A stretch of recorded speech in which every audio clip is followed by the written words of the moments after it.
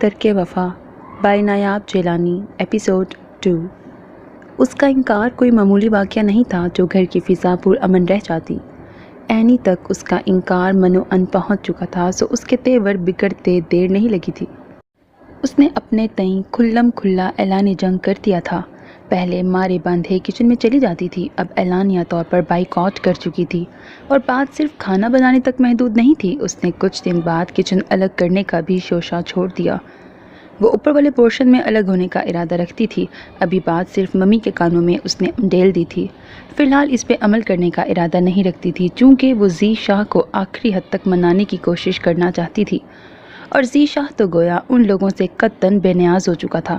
Office کے علاوہ اس کی صرف ایک ہی مصروفیت تھی، وہ زیادہ سے زیادہ وقت مالا کے ساتھ گزارتا، اس سے بے معنی ڈھیروں باتیں کرتا، اسے لطیفے سناتا، بار بار ہنساتا، اور وہ بہت ہنستی بھی تھی، اس کی باتوں کو انجوائے بھی کرتی تھی، مگر بولتی پھر بھی نہیں تھی۔ زی شاہ کے پاس مالا کی پچھلی زندگی سے متعلق کوئی تصویریں، مووی وغیرہ نہیں تھی۔ اس کا دل چاہتا تھا کہ وہ مالا سے اس کی گزشتہ زندگی کی باتیں کرے، اسے پچھلی باتیں یاد دلائے تاکہ مالا کچھ رد عمل ظاہر کرے۔ وہ اس سے باتیں کرنے کی کوشش کرے، اپنی زبان کے زنگ اتارے، کچھ نہیں تو اپنے سگے بھائی سے کچھ دل کے دکھ کہے، اپنے دل کا سارا حبس، گھٹن اور زہر باہر نکال دے، اندر کے غبار کو، آنسوؤں کو لفظوں میں بہا دے، مگر وہ کچھ بولتی نہ تھی۔ اس دن بھی زی شاہ مالا کو زبردستی ایک قریبی پارک میں لے آیا تھا۔ یہاں چھوٹے چھوٹے بچوں نے ہنگامہ مچایا ہوا تھا، بے فکر خوش پاش چہرے، ہنستے کھلکھلاتے لوگ، شاید ان لوگوں کو غم چھو کے بھی نہیں گزرا تھا۔ مالا بہت ترسی ہوئی نظروں سے ان معصوم بچوں کو دیکھ رہی تھی، خصوصاً اس بچے کو جو پرام میں لیٹا کلکاریاں مار رہا تھا۔ اس کی ماں قریب ہی خوش کپیوں میں مصروف تھی۔ مالا یک ٹک اس معصوم سے بچے کو دیکھ رہی تھی جو بار بار اپنی ماں کی طرف ہمکتا تھا۔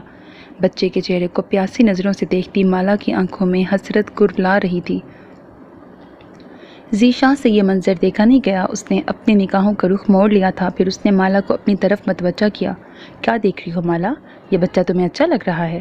چلو میں تھوڑی دیر کے لیے اسے تمہارے پاس لے آتا ہوں۔ وہ ایک دم اپنی جگہ سے اٹھ کر ذرا فاصلے پہ موجود اس بچے کی ماں تک آیا تھا۔ ماں کے چہرے پر جو ممتا سی لپک رہی تھی، گویا وہ بچے کو گود میں اٹھانا چاہتی تھی۔ کم از کم اس کے تاثرات سے زی شاہ یہی اندازہ لگا پایا تھا۔ جیسے ہی وہ مالا کی دلی خواہش کو جان چکا تو اس نے عمل کرنے کی لمحے بھر کی دیر نہیں کی تھی۔ مالا حیران آنکھوں سے اسے اٹھ کر بچے کی ماں کے قریب جاتا دیکھ رہی تھی۔ پھر اس نے اپنے بھائی کو اس اجنبی عورت سے ہم کلام ہوتے دیکھا تھا۔ وہ اس عورت سے بہت ہی لجاجت کے ساتھ گویا تھا، میں کچھ دیر کے لیے آپ کا بچہ لے جاؤں؟ صرف اس سامنے والی بینچ تک، میری بہن کچھ وقت آپ کے بچے کے ساتھ گزارنا چاہتی ہے۔ جانے وہ اسے کون سے جواز دے رہا تھا۔ وہ عورت کچھ دیر تو زی شاہ کو حیرت سے دیکھتی رہی، پھر شاید اس کی پرسنالٹی، شائستگی اور باوقار انداز سے متاثر ہو گئی تھی۔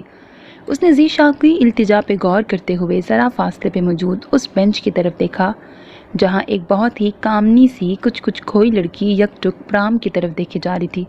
بچے کی ماں نے کچھ تذبذب کے عالم میں سر ہلا کے بچہ پرام میں سے نکال کر زی شاہ کے ہاتھوں میں تھما دیا۔ پھر جب وہ بچہ لے کر مالا کی طرف آیا تو اس کی آنکھوں میں ایک الگ سی جوت، ایک عجیب سی چمک دکھائی دینے لگی۔ اس نے بچہ مالا کی گود میں ڈالا تو وہ بے قرار نظروں سے بچے کے نقش کھوجنے لگی، گویا بچے کے معصوم نقوش میں کچھ تلاش رہی تھی۔ کچھ دیر مالا کی بے قراری کا مشاہدہ کرنے کے بعد زی شاہ نے بہت پیار سے اسے مخاطب کیا، مالا تمہیں بچے اچھے لگتے ہیں؟ مالا کو بہت ہی مضطرب سے انداز میں بچے کو والہانہ پیار کرتے دیکھ کر وہ پوچھ رہا تھا، مگر ظاہر سی بات تھی مالا نے اس کی بات کا جواب نہیں دینا تھا، لیکن اس نے اسبات میں سر ہلا کر جو رد عمل ظاہر کیا تھا۔ مالا کے اندر اس تحریک نے زی شاہ کی آنکھوں میں امید کے دیے ستارے روشن کر دیے تھے۔ وہ صحت مندی کی طرف تو پلٹ چکی تھی، تاہم نارمل لوگوں کی طرح اب رد عمل بھی ظاہر کرنے لگی تھی۔ منہ سے اب بھی اگرچہ نہیں بولتی تھی، تاہم وہ اس کے تاثرات سے اندر کا حال جان لیتا تھا۔ وہ مالا کے مزاج کو بہت اچھی طرح سے سمجھنے لگا تھا، بن کہے اس کے دل کی خواہش کو جان لیتا تھا۔ وہ اس کی آنکھوں کے تاثرات کو بھی پڑھنے لگا تھا۔ اسے افسوس ہوتا تھا پچھلے 3 سال سے انہوں نے مالا کو اس کے حال پہ چھوڑ کر اچھا نہیں کیا تھا۔ اپنے اندر کے غموں کو اس نے کبھی اپنی ماں سے بھی شیئر نہیں کیا تھا، اور اب زی شاہ کا دل چاہتا تھا کہ وہ اپنے اندر کے غبار، دھند، کرب و اذیت کو اسے اپنی ماں، بہن، دوست، بھائی سب کچھ سمجھ کر شیئر کرے، اسے اپنے اوپر بیتی اذیت کی کہانی سنائے۔ اس وقت ایک اجنبی بچے پر والہانہ پیار لٹاتی مالا کو وہ کس کرب کے عالم میں دیکھ رہا تھا۔ ذیشا کے دل میں درد کی ٹیسیں اٹھنے لگی تھیں۔ وہ دکھ کی جانے کون سی منزلوں سے گزر رہی تھی۔ یقیناً یہ ممتا کا پلسرات تھا، وہ جسے کھو چکی تھی۔ اس کے غم کو اس بچے کی صورت میں تازہ کر رہی تھی۔ کیسا پراذیت تکلیف دہ منظر تھا۔ ذیشا کی آنکھوں کی سطح گیلی ہونے لگی، تب اسے اپنے پیچھے ایک ہلکی سی آواز سنائی دی۔ یقیناً وہ بچے کی ماں تھی جو ان لوگوں پر ہی نگاہیں جمائے کھڑی تھی، اب بچے کو لینے یقیناً ان کے قریب آئی تھی۔ کیا میں اپنا بچہ لے سکتی ہوں؟ اس نے ذیشا کو اپنی طرف متوجہ کرنا چاہا تھا، تب وہ نگاہوں کا رخ موڑ کر بچے کی ماں کو دیکھنے لگا جو مضطرب سی اپنا بچہ واپس لینے آئی تھی۔ یقیناً بچہ بھی ماں کو سامنے دیکھ کر اس کی طرف ہمکنے لگا تھا۔ ذیشا نے مالا کی گود سے بچہ لے کر بے قرار کھڑی خاتون کو تھما دیا تھا جو بچے کو گود میں لے کر کچھ پرسکون ہو گئی تھی۔ وہ اپنے فطری تجسس کی بدولت کچھ پوچھے بنا رہ نہیں سکی۔ آپ کی بہن کے ساتھ کوئی مسئلہ ہے کیا؟ اس نے مضطرب سی مالا کو دیکھ کر ذیشا سے سوال کیا تھا جو مالا کی بے قرار نگاہوں کا ارتکاز محسوس کر چکنے کے باوجود بھی کچھ بے نیاز کھڑا تھا۔ یقیناً وہ بچے کی ماں سے اس کے بچے کو دوبارہ نہیں لے سکتا تھا، اب بس یہی سمجھ لیں۔ وہ مبہم سے انداز میں بولا، کیا ان کے بچے نہیں ہیں؟ خاتون کی یقیناً تشفی نہیں ہوئی تھی، وہ مزید سوال کرنا چاہتی تھی۔ اس کے چہرے پر مالا کے لیے ہمدردی تھی جو ذیشا کو اچھی نہیں لگ رہی تھی۔ نہیں، اس نے یک لفظی جواب دے کر ٹالنا چاہا تھا، مگر یہ خاتون فی الحال ٹلنے والی نہیں تھی۔ اب وہ اسے مالا کے علاج کا مشورہ دے رہی تھی، اس کے شوہر کا پوچھ رہی تھی، کسی مایہ ناز گائنیکولوجسٹ کا ذکر کر رہی تھی۔ ذیشا عجیب مصیبت میں پھنسا جھنجھلا رہا تھا۔ اس نے خاتون کو تحمل سے جواب دیا، آپ کے نیک مشوروں کا بہت شکریہ۔ وہ بہت نرمی سے ہم کلام تھا کیونکہ خاتون اس کی محسنہ تھی۔ کچھ دیر پہلے اس نے ذیشا پر احسان کیا تھا، سو وہ اپنے لب و لہجے کو سخت نہیں کرنا چاہتا تھا، مگر اس کا انداز یقیناً جان چھڑانے والا تھا۔ سو وہ معذرت کر کے جلد ہی مالا کو ساتھ لیے وہاں سے اٹھ گیا، مگر اس نے محسوس کیا تھا کہ مالا پہلے کی نسبت آج کافی خوش اور پرجوش نظر آ رہی تھی۔ گھر آ کر بھی وہ پہلے کی طرح کمرے میں بند نہیں ہوئی تھی، بلکہ بندیا کے پاس کچن میں کھڑی سلاد کے لیے سبزی وغیرہ کاٹنے لگی تھی۔ اس کے چہرے پر سجی الوہی سی مسکراہٹ ذیشا کو اگلی صبح تک بھی دکھائی دیتی رہی تھی، اور شاید مالا کے رویے میں پہلی مرتبہ تبدیلی محسوس کر کے ممی اور بندیا بھی بہت پر امید ہو چکی تھیں۔ شاید یہی وجہ تھی کہ اگلی سپہر مالا بغیر کسی کے کہے لان میں بیٹھی ذیشا کی واپسی کا انتظار کر رہی تھی۔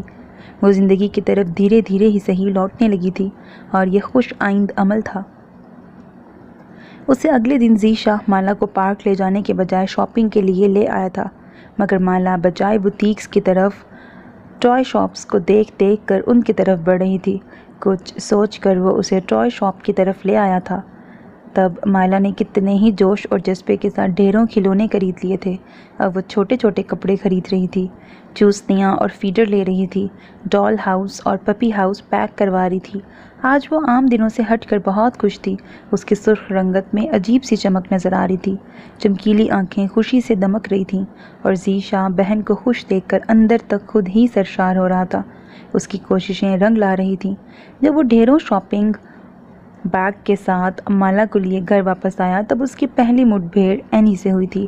وہ اس کی طنزیہ نظروں سے بے نیاز اپنے کمرے میں چلا گیا تھا، جبکہ بندیا بہت جوش کے عالم میں اینی کو نظر انداز کر کے مالا کی شاپنگ دیکھ رہی تھی، مگر ایک ایک چیز کو شاپر سے نکالتے ہوئے اس کا چہرہ فک ہو رہا تھا، جبکہ اینی اس کی حالت سے لطف اندوز ہوتی تمسخرانہ انداز میں ہنس رہی تھی۔ تمہاری بہن ابھی تک ان لوگوں کے سحر سے نہیں نکلی، ابھی تک ان لوگوں کے سحر میں گرفتار ہے جن لوگوں نے اسے کتے کی طرح دھتکار دیا، انہی کی یاد میں دن رات مرتی ہے۔ اینی کے چپتے ہوئے الفاظ نے بندیا سمیت مالا کو بھی متحوش کر دیا تھا۔ وہ پھٹی پھٹی نظروں سے کبھی اینی کو اور کبھی چھوٹے چھوٹے کھلونوں کو دیکھ رہی تھی۔ اس کا چہرہ دھواں دھواں ہو رہا تھا، آنکھوں میں ریت چبھنے لگی تھی، ان ننھے منھے کھلونوں سے خون ٹپک رہا تھا۔ اسے یقین دلاؤ، کس کے خواب و خیال میں گم ہے یہ؟ آج جو اتنے پیسے اجاڑ کے یہ ڈھیر اٹھا لائی ہے، آخر کس کے لیے؟ اسے تم لوگ احساس کیوں نہیں دلاتے؟ وہ بچہ تو کب کا مر چکا جس کے لیے ابھی تک خریداری کرتی پھرتی ہے۔ اینی کے شفاف جملوں نے اور زہریلے لہجے نے سیڑھیاں اترتے ذیشا کو بھی جامد کر دیا تھا۔ لمحے بھر کے لیے تو وہ بھونچکا کے رہ گیا تھا۔ اسے اینی کے منہ سے نکلے شعلوں کا سارا عکس مالا کے چہرے پہ دکھائی دے رہا تھا۔ مالا جو اب بھی ساکت کھڑی اینی کو دیکھ رہی تھی، اینی کے الفاظ دہکتے انگارے معلوم ہو رہے تھے۔ وہ گویا کسی بھڑکتے گڑھے پہ کھڑی تھی جس میں اینی نے اسے دھکا دے کر گرا دیا تھا۔ اب وہ منہ کے بل گری کراہ رہی تھی، چلا رہی تھی، چیخ رہی تھی، اس کے وجود پہ چھالے ابھر رہے تھے، آنکھوں سے خون نکل رہا تھا، دل درد کے احساس سے پھٹ رہا تھا۔ وہ اذیت کی انتہا پہ کھڑی تھی، اس کی نگاہیں جانے کون کون سا دردناک منظر دیکھ رہی تھی۔ شاید وہ ایک مرے ہوئے نو مولود کو دیکھ رہی تھی، یا اپنے محبوب شوہر کو دیکھ رہی تھی، یا ایک خوفناک آنکھوں والی حسینہ کو دیکھ رہی تھی۔ اس نے ایسی خوفناک آنکھیں کسی کی نہیں دیکھی تھیں۔ اس نے زندگی میں آج تک اتنی برفیلی اور روح تک کو خوف میں مبتلا کر دینے والی آنکھیں نہیں دیکھی تھیں۔ وہ ایسی ہی خوف و ہراس میں مبتلا کر دینے والی آنکھیں تھیں۔ اس نے بڑی بڑی خوبصورت آنکھیں دیکھی تھیں، غزالی آنکھیں، خوابناک آنکھیں، تابناک آنکھیں، خمار آلود آنکھیں، گہری آنکھیں، لمبی آنکھیں، بولتی آنکھیں، مگر اتنی سرد اور برفیلی آنکھیں کسی کی نہیں دیکھی تھیں۔ علی عیسیٰ کی بہن کے چہرے پر ایسی ہی آنکھیں سجی تھیں، روح کو سنسنا دینے والی، خوف میں جکڑ لینے والی، اندر تک کو کھوج لینے والی، جاسوس آنکھیں، کھوجتی آنکھیں، ذہنوں میں گھس جانے والی، سوچ کو کھرچ دینے والی، مقابل کو اندر تک پڑھ لینے والی آنکھیں۔ وہ کسی کی سوچ کو اندر سے نوچ لانے کی صلاحیت رکھتی تھی، اس کو ذہن کھوجنے کا چسکا تھا۔ مالا نہیں جانتی تھی علی عیسیٰ کی بہن کو ذہنوں اور سوچ میں گھسنے کا اسم آتا ہے۔ ان آنکھوں کا خوف اور برفیلی آج 3 سال گزر جانے کے بعد بھی مالا کے دل کو دہلا گئی تھی۔ اسے لگ رہا تھا کہ اینی کے چہرے پر بھی ویسی ہی آنکھیں سج گئی ہیں، مگر مون کی آنکھوں جیسی یہ آنکھیں نہیں ہو سکتی تھیں۔ اس نے اپنی آنکھیں میچ کر کانوں پر ہاتھ رکھ لیے تھے۔ وہ اس منظر سے بھاگنا چاہتی تھی، وہ کسی تنہا گوشے کی طرف لپکنا چاہتی تھی، وہ خود کو ایک کمرے میں بند کر لینا چاہتی تھی، مگر وہ کچھ بھی نہیں کر پائی۔ وہ اپنے بھائی کو قریب آنے سے بھی روک نہیں پائی تھی، وہ اسے اونچا بولنے سے بھی منع نہیں کر پائی تھی، حالانکہ وہ نہیں چاہتی تھی کہ ذیشا اینی پہ چلائے، اس پہ غصہ کرے۔ اینی نے کچھ غلط نہیں کہا تھا، اینی شاید ٹھیک ہی کہتی تھی۔ مالا ابھی تک انہی لوگوں کے حصار میں تھی جن لوگوں نے اسے کتے کی طرح دھتکار دیا تھا۔ وہ اینی کے تلخ مگر سچے الفاظ کو تسلیم کرنے کے باوجود بہت اذیت میں تھی۔ اینی نے آج اس کے ہر زخم سے کھرنجو اتار دیا تھا۔ اینی نے آج 3 سال پہلے کی ساری اذیتوں کو اس کی آنکھوں میں بھر دیا تھا۔ اس نے غم آلود آنکھوں سے اپنے بھائی کو دیکھا، جو اس کے اندر کے اضطراب اور ٹوٹ پھوٹ کو محسوس کر کے بھابھی پر چلا رہا تھا۔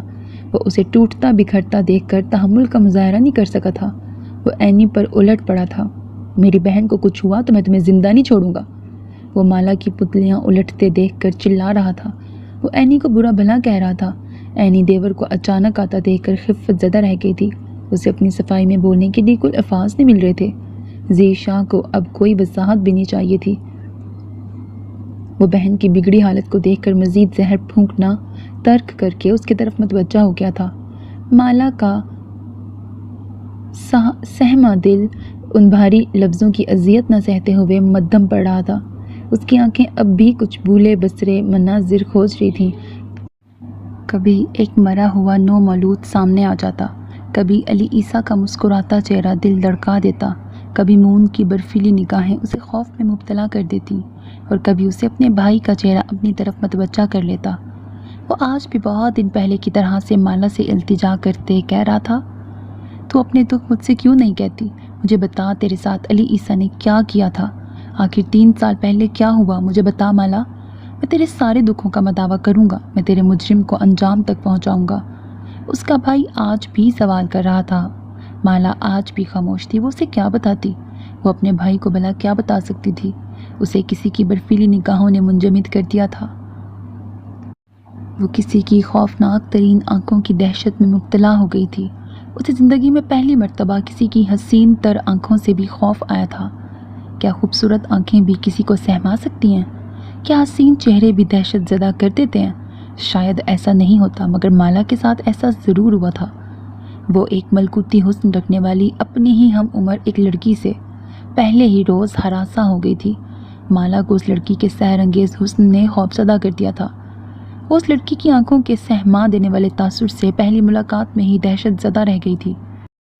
اسے زندگی میں پہلی مرتبہ ایک حسین آنکھیں رکھنے والی لڑکی نے خوف میں مبتلا کر دیا تھا۔ وہ 3 سال گزر جانے کے بعد بھی اس لڑکی کی آنکھوں کے اس پہلے تاثر کے حصار سے نکل نہیں پائی تھی۔ شاید اس لڑکی نے مالا کے وجود پر کوئی اسم پڑھ کے پھونک دیا تھا۔ اس لڑکی نے مالا کے ساتھ کیا اچھا کیا تھا؟ وہ اپنے بھائی کو بھلا کیا بتاتی؟ وہ اپنے بھائی کو کس طرح بتاتی؟ اسے دودھ جیسے بگولوں میں بھیگتی اس شام کا ایک ایک منظر یاد تھا جب لاہور سے اڑنے والا جہاز منہائم کی سرزمین سے پہلے فرینکفرٹ کے نوامی جنگلات پر اڑ رہا تھا۔ اس دن کچھ دیر کے لیے آسمان صاف ہو گیا تھا، زمین پر ہریالی بکھری تھی اور سبزے کے چکور ٹکڑے فرش پہ جلوہ افروز تھے۔ جنگلات کا رنگ سیاہی مائل تھا، مرغزار ہرے تھے اور کھیتوں کی طویل چادر بھی پھیلی تھی۔ دور کہیں پہاڑوں کے بیچ چاندنی کی لہریں پھوٹ رہی تھیں، یہ شاید آبشاریں تھیں، کہیں پانی کی وسیع ٹکڑے دریاؤں کے مانند نظر آ رہے تھے۔ سرزمین جرمن یوں لگتی تھی گویا سبزے کا کوئی وسیع کھیت ہو جس میں بھوری، سبز، سنہری، زعفرانی بنستی فصل کی تر و تازہ کٹائی ہوئی ہو۔ سبزے میں گھرے سفید مکانوں والے دیہات و شہری آبادیاں سرخ پتیوں کے مانند نظر آتی تھیں۔ جہاز بلندی سے پستی کی طرف آ رہا تھا، منزل بہت قریب تھی، گویا 2 ہاتھ کا درمیان میں فاصلہ ہو۔ 4 سو دھنکی ہوئی روئی دکھائی دے رہی تھی، سفید نرم نرم گولے اڑ رہے تھے۔ اس اجنبی دیس کی فضا میں بھی اپنائیت بھری مہک رچی تھی۔ یہ مہک نہ جانے کہاں سے اٹھ رہی تھی، یہ نرم نرم محبت بھری باز کہاں سے آ رہی تھی؟ شاید دریاؤں کے قریب بیلے پر بہار رت کا موسم گزر رہا تھا، رنگ رنگ کے پھول لہرا رہے تھے، خوشبو کی مہکار میں محبت کہاں سے گونجی گئی تھی۔ یہ نگر کسی شاعر کا خواب اور کسی مصنف کی کہانی کا مرکزی کردار بن سکتا تھا۔ اسی منہائم میں جانے کیسی کیسی محبت کی کہانیاں پروان چڑھی تھیں۔ محبت اس شہر کی نس نس میں سانس لیتی تھی اور میرین چرچ کے اونچے نکیلے کرلز پر سسکاریاں لے لے کر دم توڑ دیتی تھی۔ یہ علی عیسیٰ کا منہائم وائنہائم تھا۔ منہائم سے 12 میل پر واقع یہ چھوٹا سا پہاڑی شہر تھا۔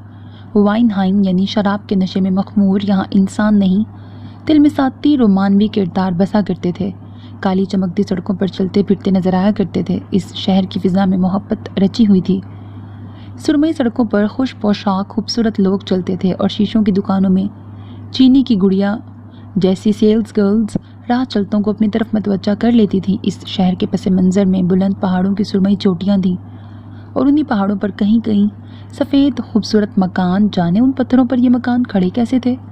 کسٹم سے فارغ ہو کے جب وہ ڈیڈی اور چاچو کی ہمراہی میں ایئرپورٹ کی جگمگاتی دنیا سے باہر آئی تو آس پاس وہی اپنائیت بھری مہک چکراتی ہوئی اس کے نتنوں سے ٹکرائی تھی، کچھ بولتی، کچھ کہتی، کچھ مدہوش کرتی خوشبو۔ اس نے نگاہ اٹھا کے سامنے دیکھا تو وہ اپنائیت بھری مہکار مجسم انسانی روپ میں دکھائی دینے لگی تھی۔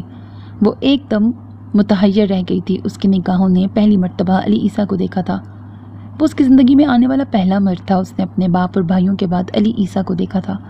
وہ اسے دیکھ کر مایوس ہرگز نہیں ہوئی تھی، جبکہ مایوس تو علی عیسیٰ بھی اسے دیکھ کے نہیں ہوا تھا۔ اس نے باپ اور تایا کی موجودگی میں صرف ایک مرتبہ مالا کی طرف دیکھا تھا۔ اسے مالا بہت ڈری سہمی نظر آئی تھی۔ ان کے درمیان باقاعدہ بات چیت کا آغاز کچھ دیر بعد ہوا تھا۔ تعارفی مرحلے کی ضرورت تو نہیں تھی، تاہم حسیب چاچو نے یہ رسم پھر بھی نبھائی تھی۔ وہ بہت تفاخر سے اپنے لاڈلے بیٹے کو دیکھ کر ڈیڈی سے کہہ رہے تھے، میں نہ کہتا تھا عیسیٰ ضرور آئے گا، چاہے کتنا بھی مصروف کیوں نہ ہو، ساری میٹنگز پہاڑ میں جھونک کے بھی چلا آئے گا۔ میرا یقین کچھ غلط نہیں تھا۔ وہ بیٹے سے گلے مل کے اب بہت جوش سے ڈیڈی کو بتا رہے تھے۔ ڈیڈی اپنے بھائی کے یقین پر، ان کے اس بھروسے کی تکمیل پر مسکرا رہے تھے۔ اسے حسیب چاچو کچھ جذباتی سے لگے تھے، تاہم علی عیسیٰ ان سے بہت مختلف تھا۔ اس میں بہت ضبط، تحمل اور ٹھہراؤ نظر آ رہا تھا۔ وہ سنجیدہ نہیں تھا، تاہم بہت سلجھا ہوا نظر آتا تھا۔ جلد باز نہیں تھا، ٹھہر ٹھہر کر گفتگو کرتا تھا، جبکہ چاچو نہ صرف تیز گفتار تھے بلکہ کچھ جلد باز بھی نظر آتے تھے۔ ہر کام عجلت اور جلد بازی میں کرنے والے تھے، مگر اپنی ان خامیوں سے الگ بہت شفیق اور محبت کرنے والے باپ تھے۔ اور مالا کو لگتا تھا وہ علی عیسیٰ کے عشق میں گرفتار تھے۔ پورے سفر کے دوران اور اب تک وہ علی عیسیٰ کے گیت گانے میں ہی مصروف تھے۔ ڈیڈی اس کی تعریفوں پر بہت خوش نظر آ رہے تھے، تاہم وہ اپنے باپ کے بے لاگ تبصروں پر کچھ جھیمپا بیٹا ڈرائیونگ کر رہا تھا۔ وہ انہیں خود لینے آیا تھا اور بہت اہم میٹنگ چھوڑ کے آیا تھا، حالانکہ چاچو نے اسے منع بھی کیا تھا اگر وہ بہت مصروف ہے تو نہ آئے، مگر علی عیسیٰ ان کے منع کرنے کے باوجود بھی چلا آیا تھا۔ بھائی جان، آپ کو میرا بیٹا کیسا لگا؟ یقین مانے پورے مشرق سے لے کے مغرب تک میرے بیٹے جیسا فرما بردار داماد آپ کو کہیں نہیں ملے گا، میں دعوے سے کہہ سکتا ہوں۔ چاچو مڑ مڑ کر ڈیڈی کو مخاطب کر رہے تھے۔ ان کی گفتگو اردو میں ہو رہی تھی۔ مالا کو لگا علی عیسیٰ اردو سمجھتا ہے اور وہ ان کی باتوں کو زیر لب مسکرا کر انجوائے بھی کر رہا تھا، مگر وہ چاچو کی طرح مڑ مڑ کر دیکھنے کی کوشش نہیں کر رہا تھا۔ تاہم جب چاچو مسکراتے ہوئے اپنی اجلت پسندانہ فطرت کے باعث اگلا لائحہ عمل بھی دہرانے لگے تھے، تب علی عیسیٰ نے کچھ چونک کر پیچھے ایک نظر دیکھا تھا۔ وہ مرر میں دیکھنے کی بجائے گردن موڑ کر دیکھنے کے بعد دوبارہ سے سیدھا ہو گیا تھا، جبکہ چاچو اپنی دھن میں مگن کہہ رہے تھے، کل کا دن آپ کا ریسٹ ہوگا، پرسوں شام کو نگاہ جما کر میرے بیٹے کا تفصیلی ایکس رے ملاحظہ کر کے نکاح کا وقت مقرر کر لیجیے گا۔ وہ بہت ہلکے پھلکے لہجے میں کہتے ہوئے اچانک سنجیدہ ہو گئے تھے، اور مالا کی تو چاچو کی جلد بازیاں دیکھ کے سانس تک رک گئی۔ تبھی علی عیسیٰ نے بھی مڑ کر دیکھا، پھر چاچو کی طرف متوجہ ہو گیا جو اسے ڈپٹتے ہوئے پوچھ رہے تھے، تم نے کارڈ چھپوائی یا نہیں؟ یہ اہم بات پوچھنے کا انہیں اب خیال آیا تھا، اور جوں ہی انہیں خیال آیا وہ ساری باتیں بھلا کے علی عیسیٰ کی طرف متوجہ ہو گئے۔ یہ کام میں بھول سکتا تھا کیا؟ اس نے زیر لب مسکرا کر باپ کو مطمئن کرنا چاہا، مگر وہ مطمئن ہرگز نہیں ہوئے تھے۔ کارڈ چھپ گئے تھے تو انہیں تقسیم بھی کروا دیتے، یہ کام تم نے سوزن کے ذمہ لگا دینا تھا، ویسے تو سارے زمانے میں پھرتی رہتی ہے۔ انہوں نے اس کی خالہ زاد بہن کا ذکر کیا تھا۔ سوزن اس کی کزن اور مون کی بیسٹ فرینڈ تھی، عموماً انہی کے گھر میں رہتی تھی، آج کل نہ جانے کہاں غائب تھی، سننے میں آیا تھا کہ اپنے باپ سے ملنے گئی ہے۔ یہ کام بھی ہو چکا ہے، علی عیسیٰ نے باپ کو تسلی دی تھی، یقیناً وہ ان سے بھی زیادہ اجلت پسندی کا مظاہرہ کر چکا تھا۔ مالا ان باپ بیٹے کی اجلت پسندی پر سخت حیران تھی۔ کچھ دیر پہلے والی علی عیسیٰ کے متعلق اس کی رائے بھی بدل چکی تھی، یقیناً وہ اپنے باپ کی طرح ہی اجلت پسند تھا، مگر وہ یہ نہیں جانتی تھی وہ فرما بردار بھی بہت تھا۔ باپ کے حکم کو کیسے نظر انداز کر دیتا، جبکہ وہ اس کی شادی طے کرنے سے پہلے ہی کارڈ چھپوانے کا حکم نامہ جاری کر چکے تھے۔ دیٹس ویری گڈ میری جان، تم نے آدھی فکر میری مکا دی۔ اب وہ ایک مرتبہ پھر پرانی جون میں آ چکے تھے، مگر علی عیسیٰ کے چہرے پر خاصی فکر مندی نظر آ رہی تھی، وہ کچھ پریشان اور مضطرب تھا۔ مالا نے پہلے بیٹھ کر کنکھیوں سے علی عیسیٰ کے چہرے پر پہلے تفکر کا اندازہ لگا لیا تھا، جانے وہ ایک دم پریشان کیوں ہو گیا تھا، اور جانے اسے پریشان دیکھ کر مالا کا دل کیوں بجھنے لگا تھا۔ اسے علی عیسیٰ کا پریشان ہونا پریشان کر رہا تھا، اسے اس کے چہرے کی بے چینی مضطرب کر رہی تھی۔ وہ مسکراتا ہوا ایک دم متفکر کیوں ہو گیا تھا؟ مالا کتنی بے بس تھی، وہ علی عیسیٰ کو براہ راست مخاطب نہیں کر سکتی تھی، مگر کچھ دیر بعد چاچو کے پوچھنے پر علی عیسیٰ نے اپنی فکر اور پریشانی کو ظاہر کر دیا تھا۔ وہ چاچو سے انتہائی خفا لہجے میں کہہ رہا تھا، آپ نے جو کارڈز پر ڈیٹ لکھوانے کو کہا تھا وہ کل کی ہے، جبکہ نکاح آپ پرسوں کریں گے۔ حد ہے پاپا، تایا جان نے جو ایکس رے پرسوں کرنا ہے وہ آج ہی کر لیں تاکہ نکاح اپنے وقت پہ ہو جائے۔ وہ بالکل چاچو جیسا ہی تھا، سنجیدگی سے بولتا ہوا کہیں کہیں مزاحیہ انداز میں گفتگو کو موڑ دیتا تھا۔ اب بھی بہت سنجیدگی سے بات کرتے کرتے آخر میں وہ تھوڑا شرارتی سا ہو گیا تھا۔ اس کی انتہائی شائستہ رواں اردو کو سن کر جہاں مالا کی جان میں جان آئی تھی، وہیں ڈیڈی اور چاچو بھی بے ساختہ ہنس پڑے تھے۔ تمہارا بھی کوئی جواب نہیں حسیب، ڈیڈی نے مسکرا کر چاچو کو چھیڑا تھا۔ وہ ان کی جلد بازی پر مالا کی طرح کچھ متحیر بھی تھے، تاہم مالا کو لگتا تھا وہ دونوں بھائی پاکستان میں ہی سب کچھ طے کر کے آئے تھے۔ تایا جان، میں نے پاپا سے کہا تھا کہ آپ لوگ آ جائیں، پھر باقی کے معاملات دیکھ لیں گے، مگر پاپا کی ایک ہی ضد تھی، اگر میرے آنے تک کارڈز نہ چھپوائے تو تمہیں جرمنی سے بے دخل کروا دوں گا۔ علی عیسیٰ کی مسکراتی آواز ایک مرتبہ پھر انہیں اپنی طرف متوجہ کر چکی تھی۔ تمام سفر بہت ہلکی پھلکی گفتگو کے دوران کٹا تھا۔ چاچو اور اس کے چھیڑ چھاڑ نوک جھوک میں ذرا بھی اجنبیت محسوس نہیں ہوئی تھی۔ اسی سفر کے دوران اسے پتہ چلا تھا کہ کل شام اس کا نکاح ہے۔ یہ ایک عجیب سی شادی تھی، کم از کم مالا کو تو بہت عجیب لگ رہی تھی، جس میں ایک دلہن اپنے دلہا کے پاس سمندر پار سے آئی تھی۔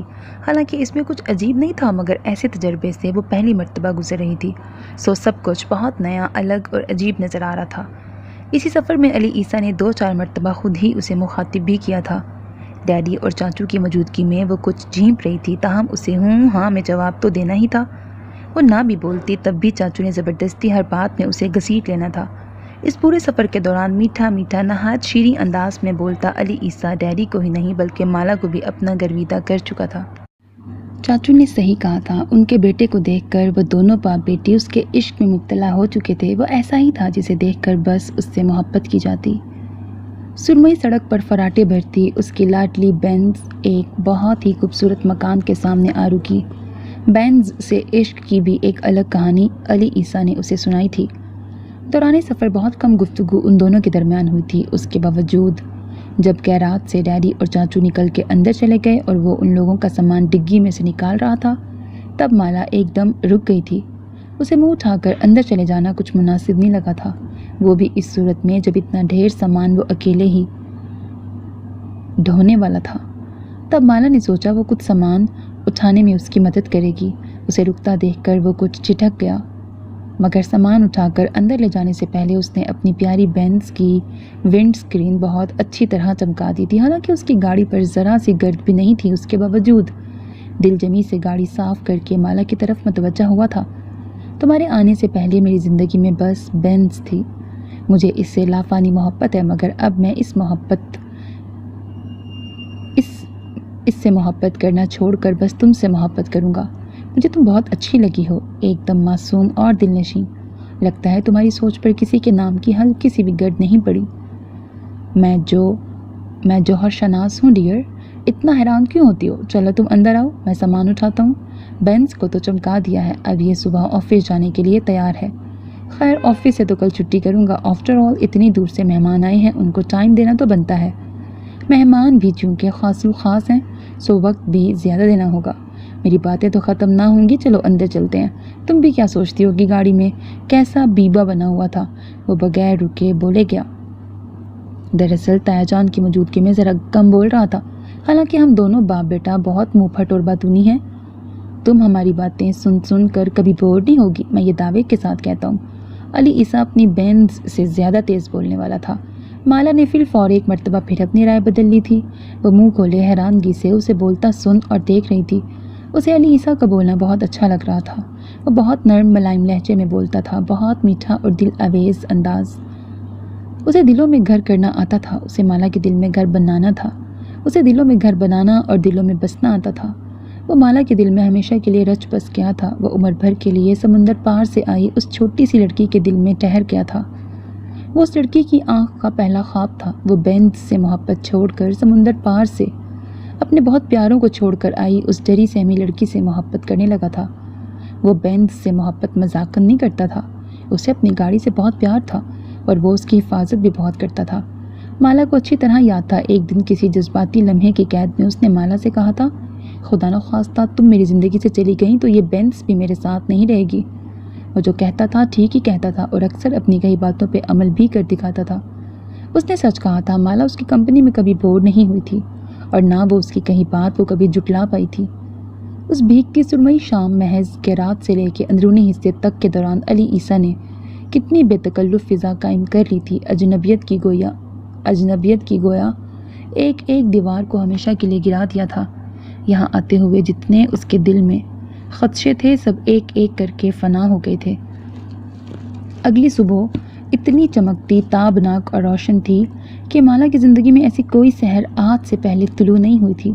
علی عیسیٰ کے خوبصورت گھر میں یہ اس کی پہلی سویر تھی، انتہائی دلنشیں اور جگمگاتی ہوئی۔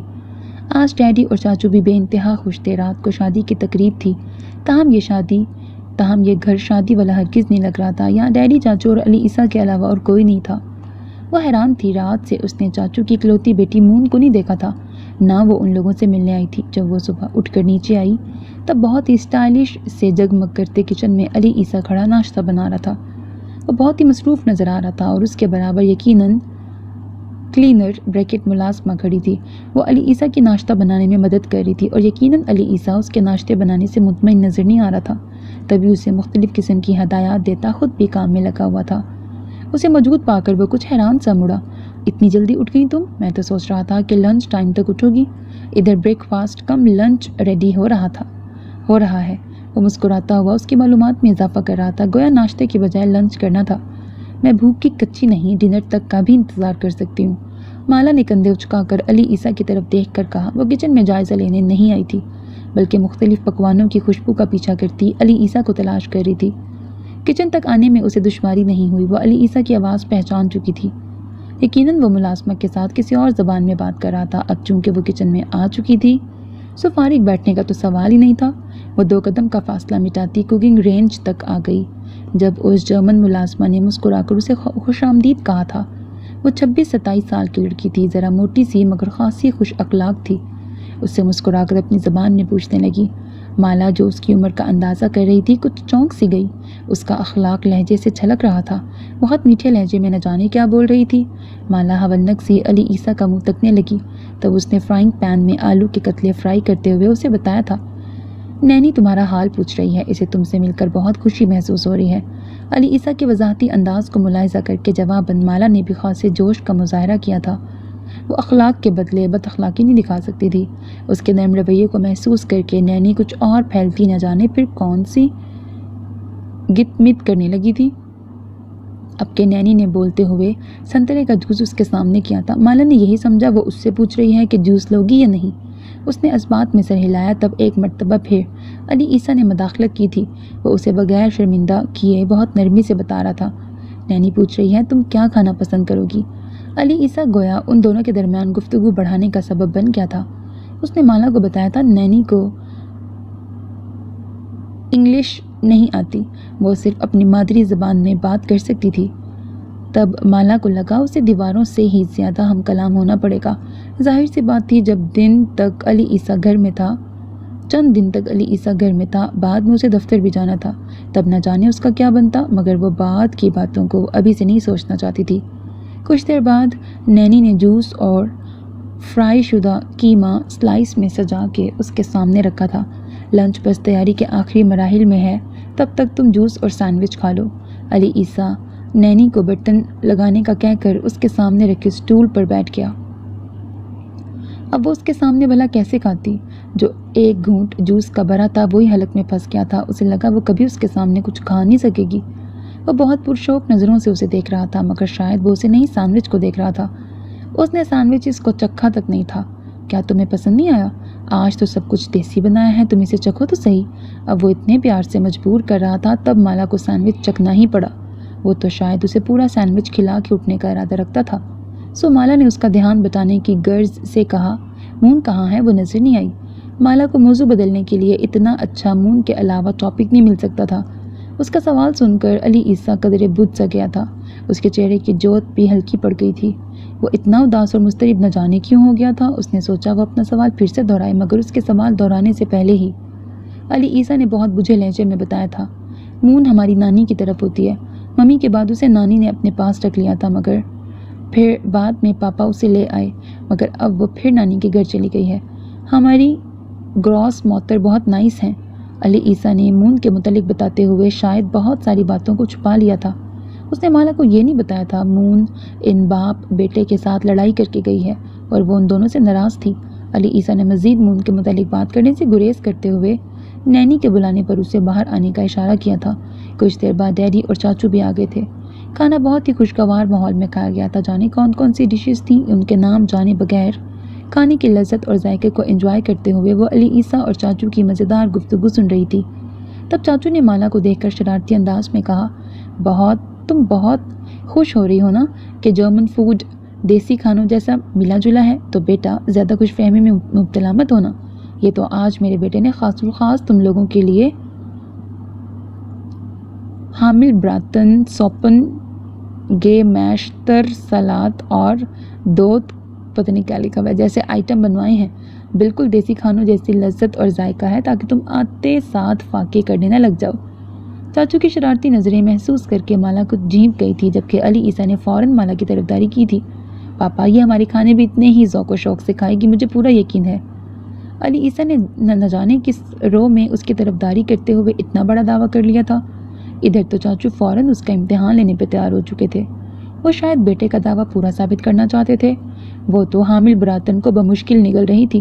اب وہ ان باپ بیٹے کی گفتگو سن کر مزید دہل گئی۔ چاچو نے ایک پیالے میں ڈھیروں کریم سے گندھی ایک میٹھی چیز ڈال کر مالا کی طرف بڑھا دی۔ سفید کریم میں لتڑی وہ کوئی ناخ تیش تھی، شاید برفی یا گلاب جامن کی موٹی سی گولی۔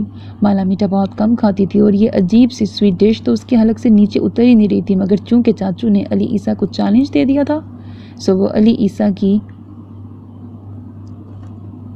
سبکی کیسے گوارا کر سکتی تھی۔ اس نے بہت خوشگوار انداز میں دل میں نہایت تکلیف اور مشقت سے چمچ بھر کے منہ میں رکھ لیا تھا، اور مالا کی یہ کوشش علی عیسیٰ کو مسکرانے پر مجبور کر گئی تھی۔ اب وہ دوسرا سپون بھر کر منہ میں رکھ رہی تھی۔ اسے یہ کرسٹل کی شوسل پیالہ خالی کرنا تھا، جو ناختیش کی گولی، ارد بیرے اناناس اور کریم سے بھری کے پک سے تیار اور لبالب بھری تھی۔ اتنی مٹھاس کو ہضم کرنا آسان نہیں تھا، مگر وہ علی عیسیٰ کے ٹھوکے دینے اور منع کرنے کے باوجود بھی مسلسل کھائی جا رہی تھی۔ حالانکہ وہ جانتا تھا کہ مالا سے اتنا میٹھا بمشکل کھایا گیا ہوگا، مگر وہ اس کے منع کرنے کے باوجود بابا کا چیلنج پورا کر چکی تھی۔ اس نے علی عیسیٰ کے کہے لفظوں کی لاج رکھ لی تھی۔ ڈائننگ ٹیبل پہ موجود سب افراد حیران تھے، تب چاچو نے فوراً اسے انعام کے طور پر ایک بوسے کے ساتھ کچھ بڑے نوٹ بھی دیے تھے۔ وہ اس انعام پر ایک مرتبہ پھر جھینپ گئی تھی، تاہم اگلے 3 ماہ تک چاچو مالا کو اسی بات پہ چھیڑتے رہے تھے۔ اسی خوشگوار اور گلابی شام وہ علی عیسیٰ کی زندگی میں شامل ہو گئی تھی۔ آبشاروں کے درمیان موجود اس سرخ ہوٹل میں ان کی شادی اور نکاح کی تقریب بہت دھوم دھام سے انجام پائی تھی۔ سینکڑوں لوگوں نے شادی میں شرکت کی تھی۔ نہ جانے چاچو کے کس کس بندے سے گہرے مراسم تھے، یہاں تو رنگ و بو کا سیلاب اتر آیا تھا۔ حسین تر جگمگاتے ملبوسات میں تتلیاں اڑتی پھر رہی تھیں۔ یہاں کلاسیکی میوزک کا ایک پروگرام بھی ہونے والا تھا۔ علی عیسیٰ کے کئی دوست سر سنگیت کی تانے لگا رہے تھے۔ ماحول بہت خوشگوار تھا۔ تبھی مشرقی لبادے میں لپٹی سرخ لہنگے کو زیب تن کیے مالا نے محسوس کیا تھا کہ علی عیسیٰ اس کے آس پاس کہیں نہیں ہے۔ جانے وہ نکاح کے بعد کہاں چلا گیا تھا؟ مالا کے دل میں کہیں دور بے چینیاں چٹکیاں بھر رہی تھیں۔ یہ سحر انگیز محفل موسیقی بھی اس کا دل خوش نہیں کر پا رہی تھی۔ اس کے دل کی ہر خوشی علی عیسیٰ کے ساتھ ہی تو جڑی تھی۔ اس کی سوچیں وسوسوں کے گرد چکر کھا رہی تھیں۔ جب ایک دم پورا ہال اندھیرے میں ڈوب گیا، اس کا دل لمحے بھر کے لیے رک سا گیا تھا۔ پھر کچھ دیر بعد ہوٹل کا ہال موم بتی کی مدھم روشنیوں سے سحر انگیز طور پر روشن ہو گیا تھا۔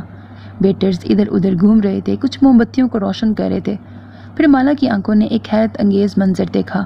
انٹرنس ڈور سے داخل ہوتا علی عیسیٰ ریڈ کارپٹ پر کسی کا ہاتھ تھامے چل رہا تھا۔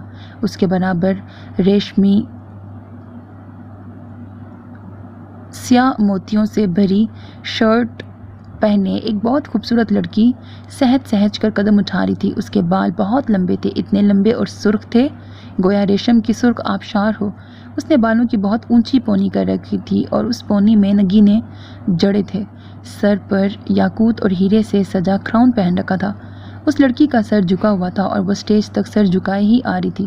اس کے بالوں کی لمبائی دیکھ کر مالا کو اپنے گھنے لمبے سیاہ بال کچھ چھوٹے محسوس ہونے لگے تھے اور اس کے کراؤن سے نکلتی روشنیوں کا کوئی انت نہیں تھا۔ علی عیسیٰ اس لڑکی کو بالکل اس کے سامنے لے آیا تھا۔ اب وہ بہت خوشگوار موڈ میں اس لڑکی کا مالا سے تعارف کرا رہا تھا۔ یہ مون ہے، میری چھوٹی بہن۔ علی عیسیٰ کے لہجے میں اپنی بہن کے لیے بہت محبت تھی، تو گویا وہ مون کو منا کر بالآخر لے ہی آیا تھا۔ جانے وہ اس کے ساتھ آ کیسے گئی تھی؟ مالا نے سنا تھا وہ بہت ضدی اور ہٹ درم ہے، اپنی کہی بات سے پیچھے نہیں ہٹتی۔ وہ بہت غصہ ور اور عجیب سا مزاج رکھتی تھی۔ اتنی مختصر سی دیر میں بھی مالا اس کے بارے میں بہت کچھ جان گئی تھی۔ اسے مون بہت نخریلی محسوس ہوئی تھی، ایک دم مغرور سی، کچھ اکھڑ اور بہت ہی عجیب۔ وہ عجیب کیوں تھی؟ پہلی ملاقات میں ہی وہ مالا کو بہت عجیب لگی تھی۔ دراصل وہ بہت ہی عجیب تھی۔ مالا کو وہ ساحرہ یا جادوگرنی لگی تھی۔ وہ تھی ہی کوئی جادوگرنی۔ اس نے اپنے باپ اور بھائی پر کوئی جادو پھونک رکھا تھا۔ وہ ان سے لڑتی جھگڑتی غصہ کرتی، مگر وہ دونوں اس کے سامنے مٹی کا بت بن جاتے تھے۔ وہ جو مرضی کہتی، بولتی، باتیں سناتی، دل کی بھڑاس نکالتی۔ کبھی چاچو اور علی عیسیٰ کی مون کے سامنے بولنے کی جرأت نہیں ہوتی تھی۔ وہ اس کے سامنے سانس تک روک لیتے تھے، کبھی پلٹ کر جواب نہیں دیتے تھے۔ مون کے سامنے ان دونوں کے تمام الفاظ گم ہو جاتے تھے۔ یہ ساری چیزیں اس نے کچھ ہی عرصے میں شدت سے نوٹ کر لی تھیں۔ یہ باتیں اگرچہ بہت معنی رکھتی تھیں۔ مون کا رویہ نظر انداز کیے جانے والا تو کبھی نہیں رہا تھا، تاہم جس چیز نے پہلی مرتبہ مالا کو ٹھٹکایا تھا وہ مون کی جھکی آنکھیں تھیں۔ مون اپنی آنکھوں کو اٹھاتی نہیں تھی، وہ کسی کی طرف بھی نہیں دیکھتی تھی۔ اس نے سر جھکا رکھا تھا، وہ اپنی پلکیں اوپر اٹھا کر کسی کی سمت نہیں دیکھتی تھی۔ اس نے مالا پر ایک اچٹتی سی سرسری نگاہ تک نہیں ڈالی تھی۔ تب مالا کو پہلی مرتبہ بہت عجیب سا محسوس ہوا تھا، گویا وہ اس قابل تھی ہی نہیں کہ مون اپنی اکلوتی بھابھی کو عام سی نگاہ سے ہی دیکھ لیتی۔ وہ اتنی مغرور تھی کہ اپنے سامنے کسی کو انسان ہی نہیں سمجھتی تھی۔ اسے سرسری لہجے میں بھی اس کا حال دریافت کرنا نہیں آیا تھا، اور دیکھنے کی بات تو بہت دور تھی۔ مالا کو مون کا انداز نارمل نہیں لگا تھا، دراصل وہ نارمل تھی ہی نہیں۔ اس کی حرکتیں، انداز بہت عجیب تھے، مگر جب اس نے مدھم روشنیوں سے سجے ہال میں وائلن بجانا شروع کیا تو یوں لگا گویا دیوالدی وینس کے سان مارکو گرجے میں وائلن بجا رہا ہے۔ موسیقی کی زبان اسے سمجھ ضرور آتی تھی، مگر مون نے آلات موسیقی سے جانے کون سے سر نکالے تھے۔ اس نے پورے ہال کو منجمد کر دیا تھا۔ کسی کونے سے ہلکی سی آواز تک سنائی نہیں دے رہی تھی، گویا مون نے ویوالدی کے سروں کا سحر پھونک دیا تھا۔ کسی منتفس پتہ نہیں کیا لکھا ہوا ہے کہ آواز تک کانوں میں سنائی نہیں دے رہی تھی۔ کہیں کہیں چمکیلے فنجانوں بلوری گلاسوں کی کھنک فضا میں ارتعاش پیدا کر رہی تھی۔ سفید رنگت والی دل آویز مسکراہٹوں کو رنگے ہوئے ہونٹوں پر سجائے ویٹریسز مختلف اور مہنگے ترین مشروب کے جام لیے ادھر ادھر گھوم رہی تھی، جو مہمانوں کو ٹیسٹ، ذائقے، لذت اور خواہش کے مطابق فوراً فراہم کیا جا رہا تھا۔ یہ بہت بڑے پیمانے پر تقریب تھی۔ اتنے مہمانوں کا مالا نے تصور بھی نہیں کیا تھا۔ گھر میں تو کوئی زیادہ لوگ نہیں تھے، تاہم ہوٹل میں رنگ رنگ اور نسل نسل کے لوگ اکٹھے ہوئے تھے، اور یہ لوگ دیوالدی کے سروں کی محبت میں مبتلا تھے۔ کچھ مون کو فن کا مظاہرہ کرنے میں مہارت بھی بہت تھی۔ وہ سر جھکائے لامبی پلکوں کی جھالر تانے اپنی دھن میں مگن تھی۔ اس کا یاقوت اور ہیروں سے سجا کراؤن سرخ بالوں کی جگمگاہٹ بڑھا رہا تھا۔ یہ تلسم تب ٹوٹا جب اس نے دیوالدی کے بعد اگلے کچھ نمبر باخ موسیقاروں کے سروں کی لے میں سنائے۔ باخ باپ اور باخ بیٹے کی موسیقی کا ذائقہ بھی ہومر اور ہیرنگ جیسا تھا۔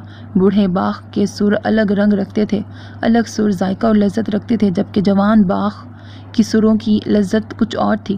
مالا نے غور کیا تو اسے اندازہ ہوا یہاں سب موسیقی کے دلدادہ بیٹھے تھے، موسیقی کے دیوانے اور موسیقی کے عشق میں گرفتار حاضرین محفل کو سانپ سونگھ گیا تھا۔ یہ لمحاتی تلسم تب ٹوٹا جب مون نے وائلن بجانا ترک کیا اور ریکارڈ پلیئر سے سر ایک مرتبہ پھر بکھرنے لگے تھے۔ موسیقی میں کتنی غذائیت تھی، یہ پہلی مرتبہ مالا نے یہاں آ کے جانا تھا۔ مالا کو اس تقریب میں مون کی شمولیت بس یوں لگی گویا وہ انہیں وائلن کے سر سنانے آئی تھی۔ ڈنر سے پہلے ہی وہ اپنے بھائی کو جانے کون سے جواز دے کے چلی گئی تھی، تاہم علی عیسیٰ کی تانتے بریکٹ خالہ کافی دیر تک رکی۔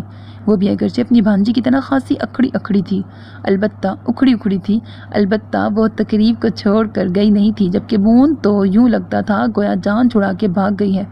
یہ علی عیسیٰ کی لاڈلی بہن سے مالا کی پہلی عجیب تر ملاقات تھی، اور اس نے مون کی تانتے کے ہمراہ ایک اور چہرہ بھی دیکھا تھا۔ جانے وہ کون تھی؟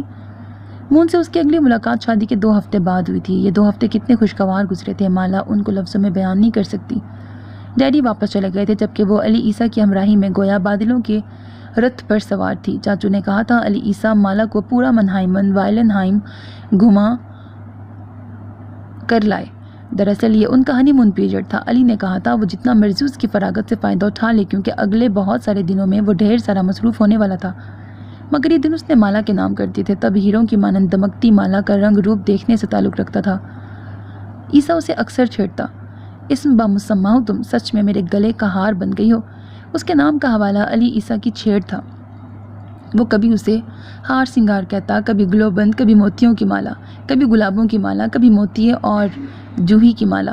ان 2 ہفتوں میں عیسیٰ نے اسے سپر مارکیٹ سے لے کر کوندی تورے پارفیومیری کاؤف ہاؤس تک ایک ایک جگہ دکھا دی تھی۔ مالا کو ان بڑے بڑے ڈپارٹمنٹل سٹورز میں سے جو جگہ سب سے بڑھ کر پسند آئی تھی وہ شیپل وارن لادن تھی، یعنی کھلونوں کی دکان۔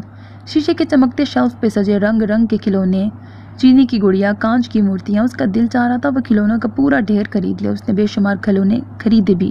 عیسیٰ کچھ حیران تھا۔ اس کی کھلونوں سے دلچسپی عیسیٰ کو متحیر کر رہی تھی۔ جب وہ شاپنگ بیگز لے کے کاؤف ہاؤس سے نکل رہے تھے، تب عیسیٰ نے حیرت بھرے لہجے میں مالا سے پوچھا تھا، کیا پاکستان میں تمہارے بھائی کے بچے ہیں؟ میرا مطلب ہے یہ کھلونے۔ وہ خاصا حیران تھا، گویا اس کے خیال میں مالا یہ کھلونوں کی شاپنگ اپنے بھتیجے بھتیجیوں کے لیے کر رہی ہے، مگر مالا نے اس کا خیال غلط ثابت کر دیا تھا۔ میرے تو کسی بھائی کی شادی نہیں ہوئی۔ اس نے فوراً عیسیٰ کی حیرانی دور کی تھی۔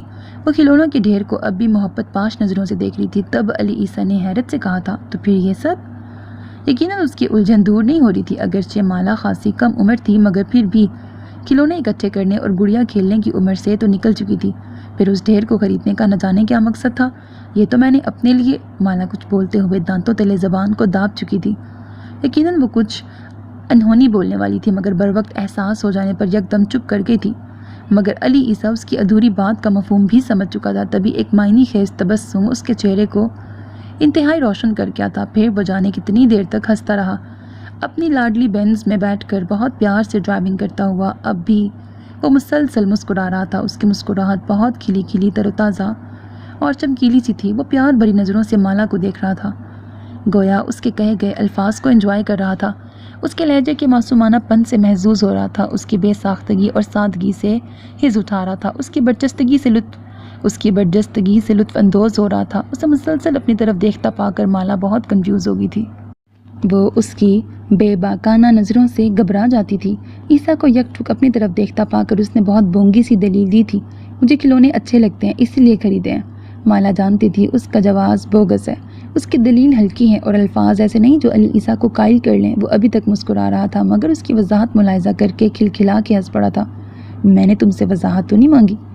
عیسیٰ نے بمشکل مسکراہٹ سمیٹ کر کہا تھا۔ وہ اب بھی معنی خیز نظروں سے اسے دیکھ رہا تھا۔ تب وہ کچھ جھنجھلا گئی تھی تو پھر اس کا اشارہ اس کی معنی خیز مسکراہٹ کی طرف تھا۔ وہ بہت جھنجھلاہٹ کا شکار ہو رہی تھی، بہت کنفیوز ہو رہی تھی۔ تب عیسیٰ نے سابقہ کھلکھلاتے لہجے میں اسے ایک مرتبہ پھر چھیڑا تھا۔ تم تو پاپا اور مجھ سے بھی زیادہ فیوچر پلاننگ کے لیے اتاولی ہو۔ اتنی تیز رفتاری، اتنی ایسی عجلت پسندی، اتنی دور اندیشی۔ ویسے یہ کھلونے 1-2 سال تک مہنگے نہیں ہونے والے تھے۔ اب وہ اس کے جملوں کو پکڑ کر کتنا ستائے گا، یہ بات مالا پہلے سے سوچ نہیں پائی تھی، اور اسے یہ بھی خبر نہیں تھی عیسیٰ نہ صرف اسے تنگ کرے گا بلکہ چاچو کو بھی اس کی دور اندیشیانہ شاپنگ کی تفصیل سنا دے گا۔ مالا تو اتنے پیارے پیارے کھلونے لا کے پچھتائی تھی۔ ادھر چاچو بھی گویا عیسیٰ کی تفصیل سن کر بہت پرجوش ہو گئے تھے۔ آخر میری بھتیجی ہے، نہایت سمجھدار اور دور اندیش۔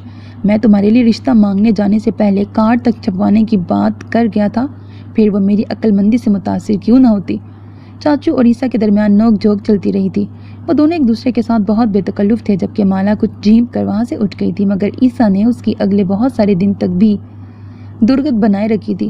کبھی وہ اتنی سنجیدہ گفتگو کے درمیان اچانک کہتا، یار مالا، تم نے بیبی ڈریسز تو لیے ہی نہیں، بس کھلونے اٹھا لائیں، کسی دن پھر چکر لگاتے ہیں۔ اس قسم کے جملے ہم وقت عیسیٰ کی زبان پہ رہتے۔ وہ اسے تنگ کرنے، زج کرنے کا کوئی موقع ہاتھ سے جانے نہیں دیتا تھا۔ اکثر بہت اہم دفتری فائل کا مطالعہ کرتے ہوئے چونک کر اسے مخاطب کرتا، وہ جو سمجھتی تھی شاید اسے کوئی بہت ضروری بات یاد آ گئی ہے، مگر عیسیٰ کی ضروری بات سن کر بھننا اٹھتی تھی۔ وہ بہت معصومیت بھرے لہجے میں اسے جتاتا، اب کے کچھ فیڈرز اور چوسنیاں بھی لے آنا۔ عیسیٰ کی معصومیت بھری شرارت محسوس کر کے وہ زج ہو اٹھتی تھی، پھر خود ہی بھنا بھنا کے کھلکھلا کے ہنس پڑتی۔ عیسیٰ کی ہمراہی میں ایک دن بھی اس کی پلکیں شبنمی قطروں سے بھیگی نہیں تھیں۔ وہ اپنے بھائی بہن کو یاد کرنے کے بہانے بھی روئی نہیں تھی۔ دراصل عیسیٰ اسے اتنا مصروف رکھتا تھا کہ مالا کو اپنے گھر والوں کو یاد کرنے کا وقت ہی نہیں ملتا تھا۔ ایک دن عیسیٰ اسے ہومن موس کا جنگلاتی میلہ دکھانے لے آیا تھا۔ جنگل میں سے کئی راستے گزرتے تھے جو ایک چھوٹی سی آبادی کی طرف لے جاتے تھے۔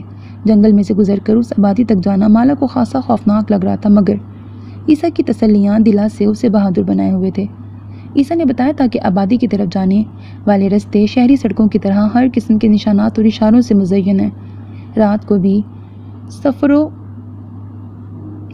بھی سفر دشوار نہیں تھا۔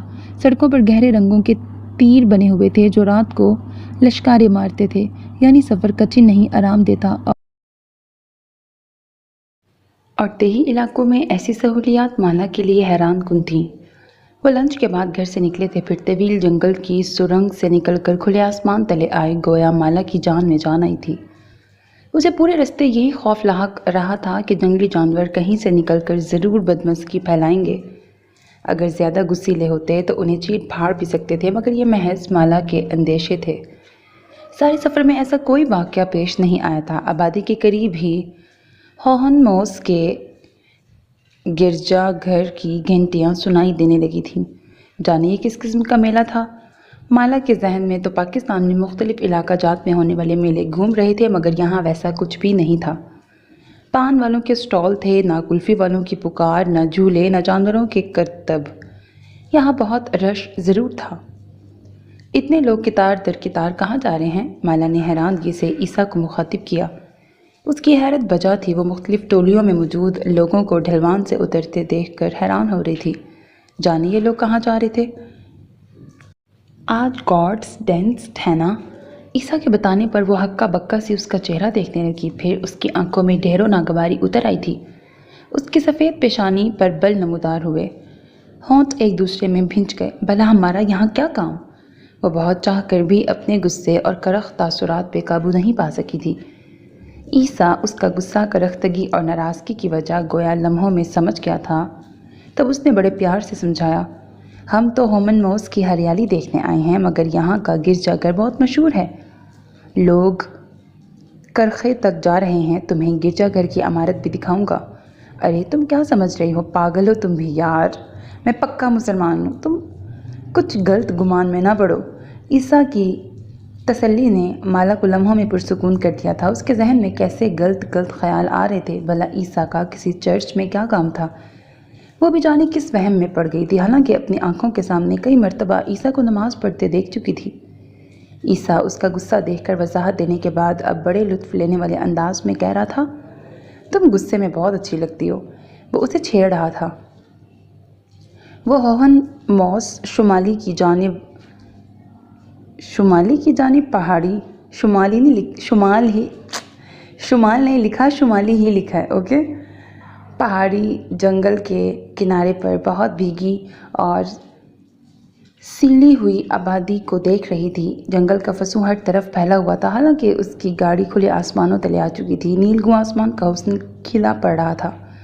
ہر طرف سبزے سے گندھے کھیت تھے، بیچ میں سرمے جیسی سڑک بل کھاتی تھی۔ بھیگے بھیگے ملائم فطری منظر میں مقناطیسی کشش تھی۔ سورج کی کرنیں پہاڑیوں پر پگھل رہی تھیں۔ خوش خرام ندی کہیں دور مینگ ملیار کا کوئی گیت گا رہی تھی۔ یہ روح کو شاد کر دینے والے، آنکھوں کو خیرہ کر دینے والے مناظر تھے۔ کچھ دور ایک پہاڑ کی چوٹی پر اسے سرخ مکان کی چھت نظر آئی تھی۔ یہ مکان آبادی کے دوسرے گھروں کی طرح بہت خوبصورت تھا، اتنا خوبصورت کہ مالا مبہوت رہ گئی تھی۔ منہائم سے لے کر یہاں تک ان بے شمار خوبصورت گھروں میں ایک مماثلت ضرور تھی۔ ان تمام گھروں کی گلاس ونڈوز ایک ہی طرز کی تھیں۔ عیسیٰ کے گھر سے لے کر دیہی علاقے کے ان گھروں تک ایک ہی طرح کی کھڑکیاں اور ان کے سامنے نائلون کی جالی دار پردے اور سب سے متاثر کن پھولوں سے لدی ٹوکریاں تھیں جو کھڑکیوں سے لے کے دروازوں تک ایک ہی انداز میں لٹکائی گئی تھیں۔ تقریباً جالی دار پردوں سے لے کر پھولوں کی ان ٹوکریوں تک کہیں بھی کوئی بدلاؤ نظر نہیں آیا تھا۔ جانے یہ ان لوگوں کے کلچر کا کوئی حصہ تھا؟ پھولوں کی ٹوکریوں سے سجے سرخ چھت والے گھر کی طرف اشارہ کر کے مالا نے علی عیسیٰ کو اپنی طرف متوجہ کیا۔ وہ گھر کتنی حسین لوکیشن پہ ہے، ایک طرف پہاڑ سے پھوٹتا چشمہ، ایک طرف پھولوں کے وسیع کھیت اور اس بیلکنی میں کھلتا بیڈ روم کا دروازہ۔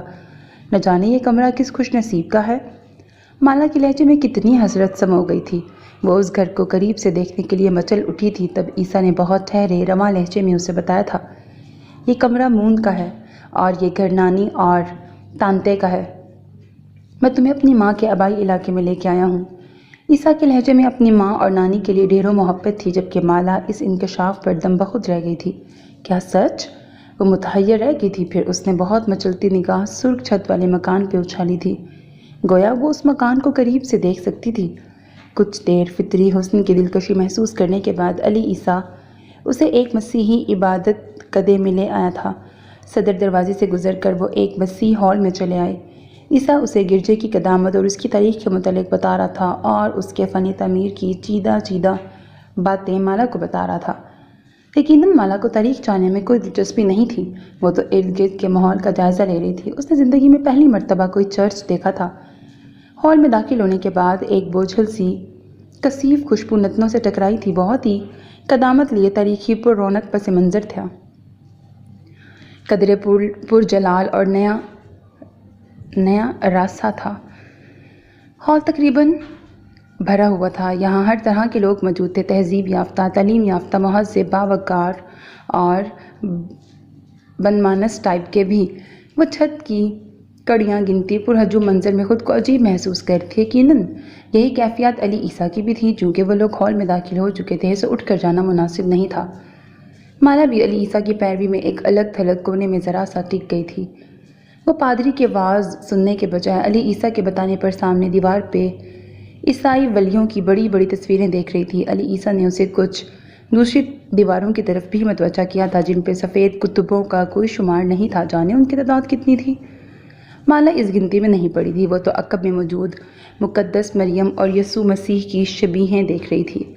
وہ اس گرجے میں بیٹھے تھے جو ہزاروں سال پرانا تھا، جس کے مینار کا نوکدار کرلز سونے کا آبشار میں نہایا ہوا تھا۔ اب سروس بھی شروع ہو چکی تھی، جانے یہ پروگرام کتنا طویل تھا۔ مالا کے اندر تو ہال اٹھنے لگے تھے۔ اس نے سوچا وہ علی عیسیٰ کو ٹھوکا دے کے اٹھاتی ہے، مگر وہ کسی اور کونے میں موجود ہجوم کی طرف متوجہ تھا۔ اہل اہل بواریا کی مذہبی رگ بھڑک اٹھی تھی۔ یقیناً یہ لوگ نہایت عقیدت مند اور مذہبی تھے۔ بہتی آنکھوں کے ساتھ واعظ سن رہے تھے۔ روسٹر پر ایک کیتھولک پادری مقدس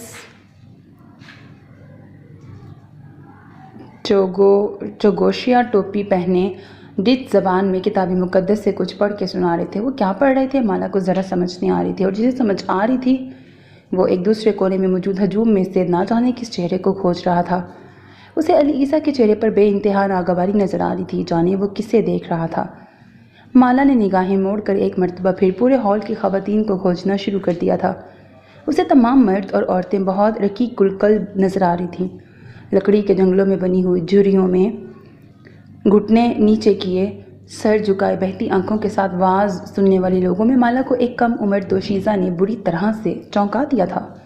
وہ لڑکی اسی کی ہم عمر ہوگی۔ اس کا سر جھکا ہوا تھا، رنگت سفید تھی، بال سکارف میں چھپے تھے، بالوں کا رنگ وہ دیکھ نہیں سکی تھی، یقیناً سنہرا یا بھورا تھا۔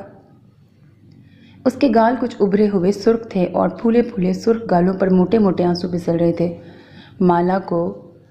مالا گویا دم بخود رہ گئی تھی۔ اس لڑکی کو مالا نے پہلے بھی کہیں دیکھا تھا، یقیناً اپنے ابھرے سرخ گالوں کی وجہ سے وہ مالا کی یادداشت میں زندہ رہ گئی تھی۔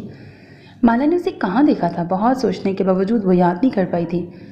تاہم اس کے پھولے گال مالا کو ابھی تک نہیں بھولے تھے، اور یقیناً اس کے سر کا رومال بھی جس میں اس نے اپنے بالوں کو باندھ کر چھپا رکھا تھا۔ اس کے ابھرے گال اور سر کا رومال مالا کی یادداشت کا حصہ بن چکا تھا، مگر اس وقت مالا کے چھٹکنے کی وجہ اس لڑکی کے موتیوں کی طرح پھسلتے آنسو تھے جو جاڑے کی مینا کے مانند لگاتار گر رہے تھے، برس رہے تھے۔ اتنی کم عمری میں ایسی بالی عمریہ میں ایک مغربی لڑکی کا اتنا خشوع سے عبادت میں رونا اسے ٹھٹکا گیا تھا۔ رومال کو اس نے سر کے پچھلی طرف موڑ کر باندھا ہوا تھا۔ سیفور سے بندھے رومال کو باندھنے کا سٹائل بھی بڑا منفرد سا تھا۔ مالا نے اس سٹائل میں تو کبھی سکارف نہیں لیا تھا، حالانکہ اس نے آج تک سر کبھی ننگا نہیں کیا تھا، تاہم اس لڑکی کے سیفور لینے کا سٹائل مالا کو بہت اچھا لگا تھا۔ پھر اس کے دونوں کان بھی سیفور میں چھپے نہیں تھے۔ اس نے دونوں کانوں میں سفید گول گول بالیاں پہن رکھی تھیں جس کے نیچے موٹا سا سنہری موتی لٹک رہا تھا۔ وہ اس لڑکی سے نگاہ تب ہٹا پائی تھی جب علی عیسیٰ اسے اٹھا کر ایک ہجوم کی طرف لے آیا تھا۔ یہاں شیشے کے بڑے بڑے صندوقچے نصب تھے، کیمیائی پانی سے بھرے ہوئے۔ اس کیمیائی واٹر میں انسانی ڈھانچے کھڑے تھے، قدیم زمانے کے کچھ بڑے بڑے عظیم پادریوں کی ہڈیاں اور ڈھانچے تھے۔ اتنا ہیبت ناک منظر دیکھ کر وہ عیسیٰ کے روکنے، بلانے اور آوازیں دینے پر بھی رکی نہیں تھی، جبکہ اسے الٹے قدموں باہر نکلتے دیکھ کر علی عیسیٰ بھی اس کے پیچھے چلا آیا تھا۔ تب مالا کو ایک جگہ ہال میں رکتے دیکھ کر وہ خود بھی رک گیا تھا۔ اس نے مالا کی نظروں کا ارتکاز محسوس کر لیا تھا۔ وہ ایک روتی ہوئی سیفور ڈھکے سر کو جھٹکتی لڑکی کو دیکھ رہی تھی۔ علی عیسیٰ چھوٹے چھوٹے قدم اٹھاتا اس کے قریب آ گیا تھا، پھر اس نے مالا کے چہرے پر پھیلتے تعصب کو دیکھ کر کہا، یقیناً تم اب اس لڑکی سے رونے کا سبب پوچھنا چاہتی ہو۔ وہ مالا کی رقیق القلبی اور نرم دلی سے اتنی کم مدت میں ہی واقف ہو گیا تھا۔ وہ بہت نرم دل تھی، بہت سادہ فطرت رکھتی تھی، بہت نرم مزاج رکھتی تھی، بہت حلیم الطب تھی۔ وہ کسی کو بھی تکلیف میں دیکھ کر آگے بڑھ جانے والوں میں سے نہیں تھی۔ یہ لڑکی مالا کو اس لڑکی کے رونے نے تکلیف دی تھی، جانے وہ کب سے یہاں بیٹھی رو رہی تھی، دوران سروس بھی روتی رہی تھی، اب ہال خالی ہو جانے کے بعد بھی تنہا بیٹھی رو رہی تھی۔ تب اس کی نگاہوں کا ارتکاز محسوس کر کے عیسیٰ نے بتایا تھا، یہ لڑکی سوزن ہے، تانتے کی بیٹی۔ وہ شادی میں بھی آئی تھی، شاید تمہیں یاد نہیں؟ وہ سانس کھینچ کر اسے متحیر کرتا آگے بڑھ گیا تھا۔ تعارف کے بعد سوزن کی طرف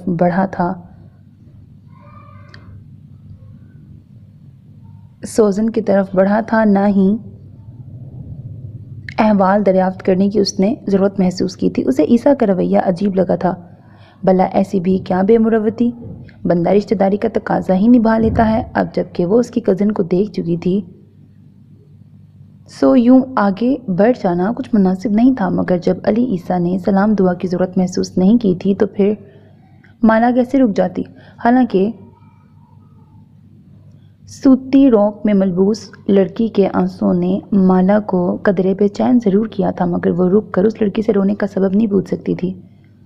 پھر اس لڑکی کی زبان اس کے پلے پڑنے والی نہیں تھی، سو ہمدردی کا جذبہ اس نے دل میں ہی دبا لیا تھا۔ سوزن رو کیوں رہی تھی؟ علی عیسیٰ کے برابر چلتی مالا کا دل تاریخی تہہ خانے نما گرجے کے ہال میں روتی ہوئی سوزن میں اٹکا ہوا تھا۔ اس کے بے تکی سوال نے علی عیسیٰ کو خاصا بیزار کر دیا تھا۔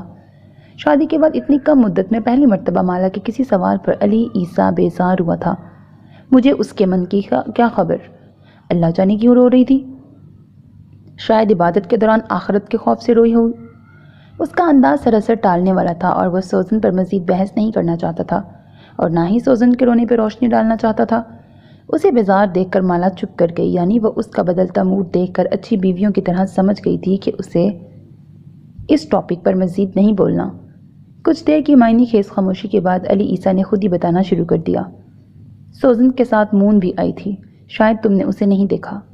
وہ مجھے دیکھ کر فوراً یہاں سے چلی گئی تھی۔ اس کے ایک دوسرے انکشاف نے مالا کو ہکا بکا کر دیا تھا۔ مون کا یہاں کیا کام تھا؟ اس نے بہت تیز لہجے میں بے ساختہ پوچھا تھا۔ اسے مون کا چرچ آنا بہت عجیب لگا تھا۔ وہ مسلمان تھی اور ایک مسلمان کی بیٹی تھی، پھر گرجے میں کیا کر رہی تھی؟ یہ بھی نہیں تھا کہ وہ ان لوگوں کی طرح محض چرچ دیکھنے آئی تھی۔ وہ اس علاقے میں رہتی تھی، یہ عمارت تو اس نے سینکڑوں مرتبہ دیکھ رکھی ہوگی، پھر یہاں کیا لینے آئی تھی؟ اس کا چپتا سوال سن کر علی عیسیٰ نے بہت تکلیف دہ لہجے میں کہا، وہ سوزن کے ہمراہ ہر اس جگہ پہنچ جاتی ہے جہاں اس کا جانا مناسب نہیں ہوتا۔ اسے سوزن سے محبت جو بہت ہے۔ مالا کو علی عیسیٰ کے لہجے میں دبا دبا غصہ اور عجیب سی ناگواری محسوس ہوئی تھی۔ مون اتنے دنوں سے گھر بھی نہیں آئی؟ اس نے قدرے حیرانگی سے کہا تھا۔ یہ سوال تو جانے کب سے اس کی نوک زبان پہ مچل رہا تھا، آج موقع پا کر اس نے بلاخر پوچھ ہی لیا۔ اندر سے وہ کچھ ڈری بھی تھی، شاید علی عیسیٰ کو اس کے سوال پہ غصہ آ جائے، مگر ایسا نہیں ہوا تھا۔ علی عیسیٰ کو اس کے سوال پر غصہ نہیں آیا تھا۔ مون کچھ عرصے پہلے پاپا اور مجھ سے لڑ کر گھر چھوڑ کر گئی ہے، اب وہ کم ہی واپس آتی ہے، میں ہی اسے مجبور کر کے واپس لاتا ہوں۔ وہ ٹھہرنے کے لیے نہیں، بس گھڑی دو گھڑی کے لیے آتی ہے۔ اس کے انکشاف پر مالا ایک مرتبہ پھر دم بہت رہ گئی تھی، تو گویا مون گھر چھوڑ کر چلی گئی تھی۔ مگر کیوں؟ آخر وجہ کیا تھی؟ بہت چاہنے کے باوجود بھی مالا اس سے یہ سوال نہیں پوچھ پائی تھی۔ پھر کچھ دیر بعد علی عیسیٰ نے موضوع بدل دیا تھا۔ ہم کچھ دیر تک گراس موتر کی طرف چلتے ہیں۔ وہ سنجیدہ سا اپنی لاڈلی بینز کی طرف بڑھ گیا تھا۔ یقیناً اسے کھانے پینے کا سامان ڈگی میں سے نکالنا تھا۔ مالا بھی سر جھٹک کر علی عیسیٰ کے پیچھے چلی آئی۔ سورج اپنے پگھلے سونے کو دوبارہ سمیٹ رہا تھا۔ اولیوس کے پہاڑوں پر مرغابیاں اب کہیں نہیں تھیں، یقیناً جنگل کی طرف رواں دواں ہو چکی تھیں۔ گرجے کا سنہرا کلس اب رات کے جھپٹے کی زد میں تھا۔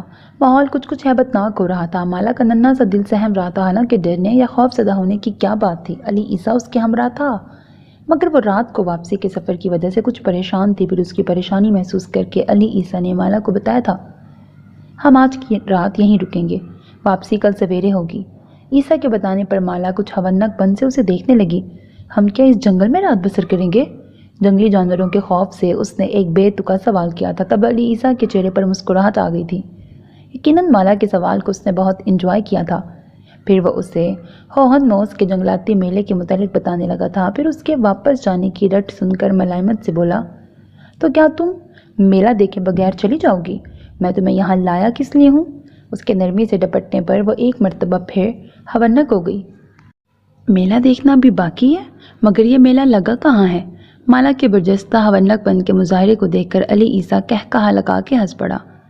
اسے مالا کی بے ساختگی بہت بھائی تھی، وہ اس کی باتوں کو بہت انجوائے کرتا تھا۔ ابھی میلہ آپ نے دیکھا کہاں ہے محترمہ؟ کھانے کے برتن سمیٹ کر وہ مالا کو لیے ایک ایسی کھلی جگہ پہ آیا جہاں رات جگمگا رہی تھی۔ یقیناً وہ پہلے بھی یہاں آتا رہتا تھا، کیونکہ اسے دیکھ کر بہت سے جرمن نوجوان ملنے کے لیے آئے تھے۔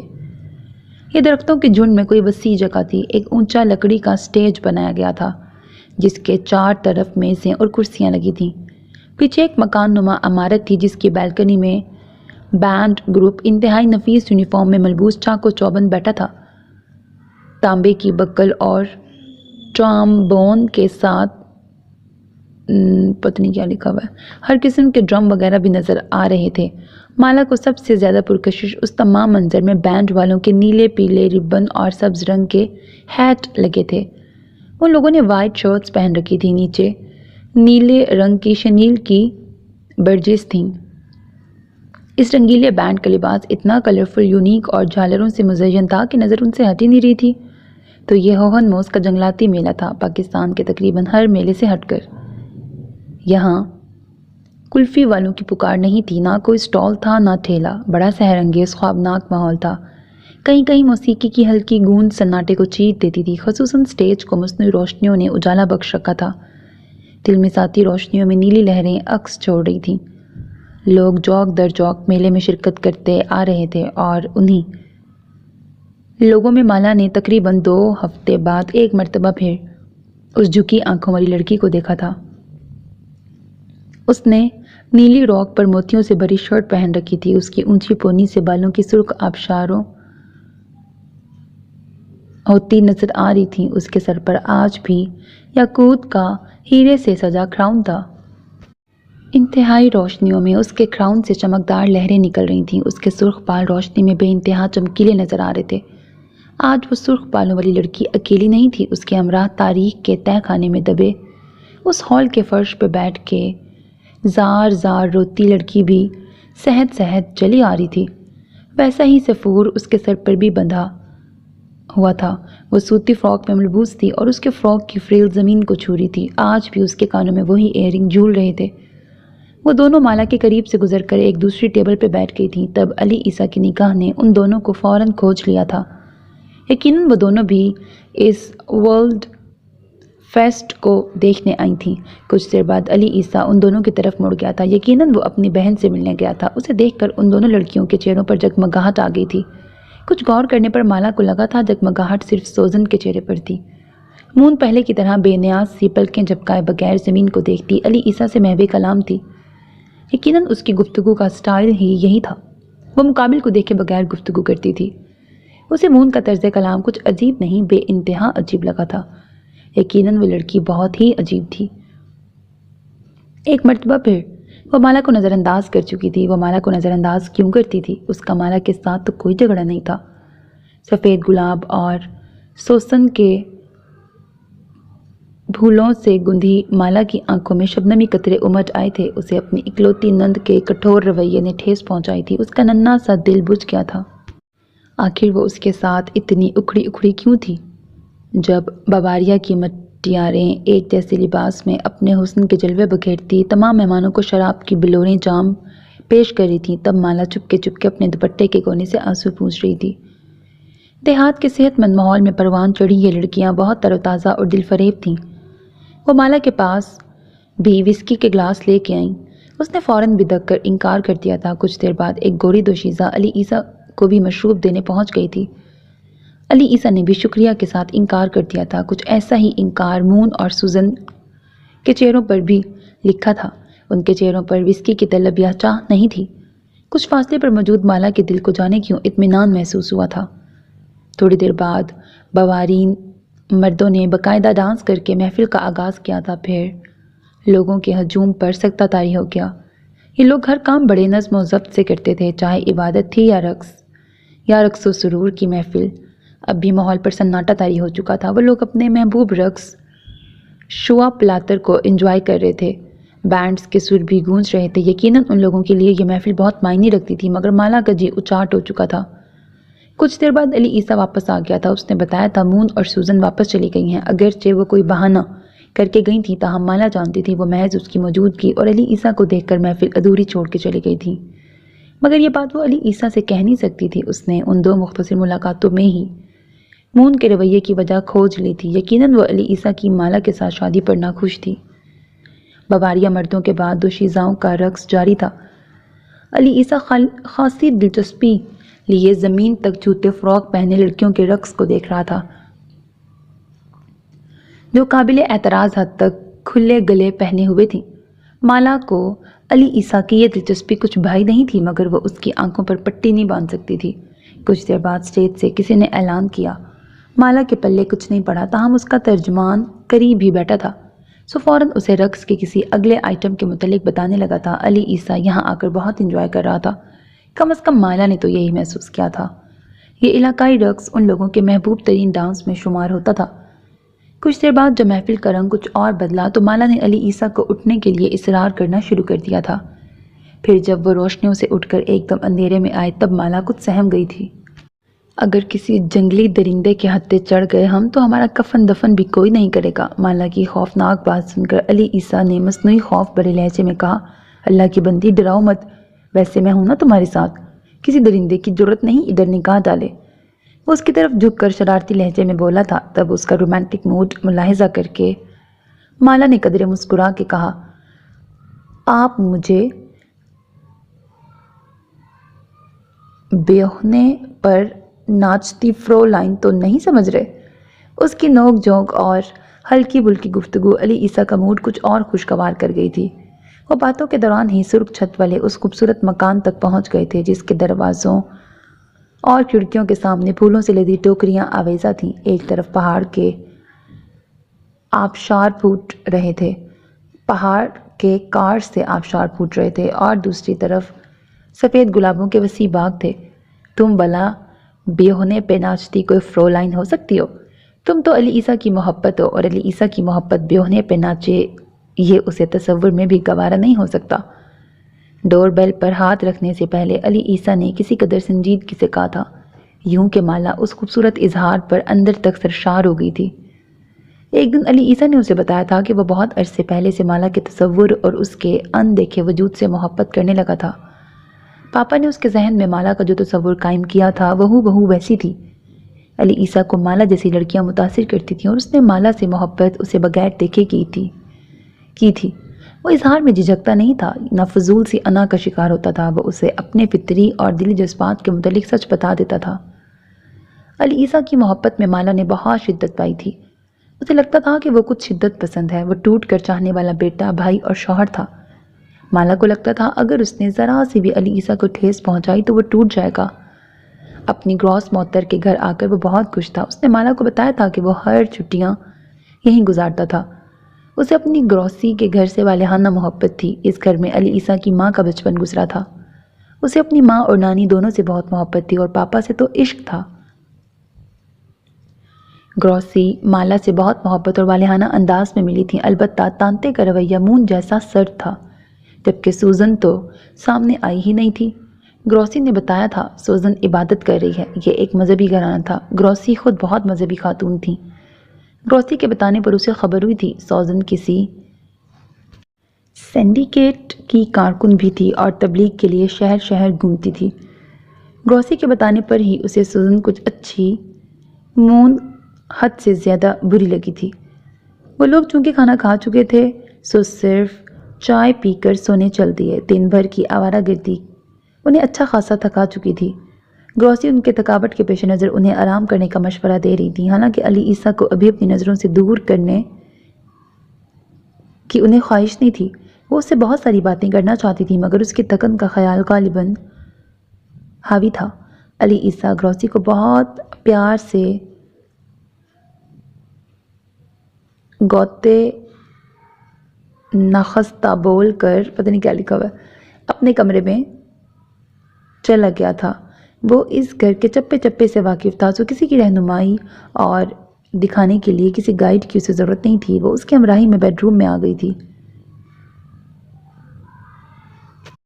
یہ کسی گاؤں کا کمرہ تو دکھائی نہیں دے رہا تھا، اعلیٰ ترین فرنیچر سے مزین، انتہائی نفیس اور صاف ستھرا۔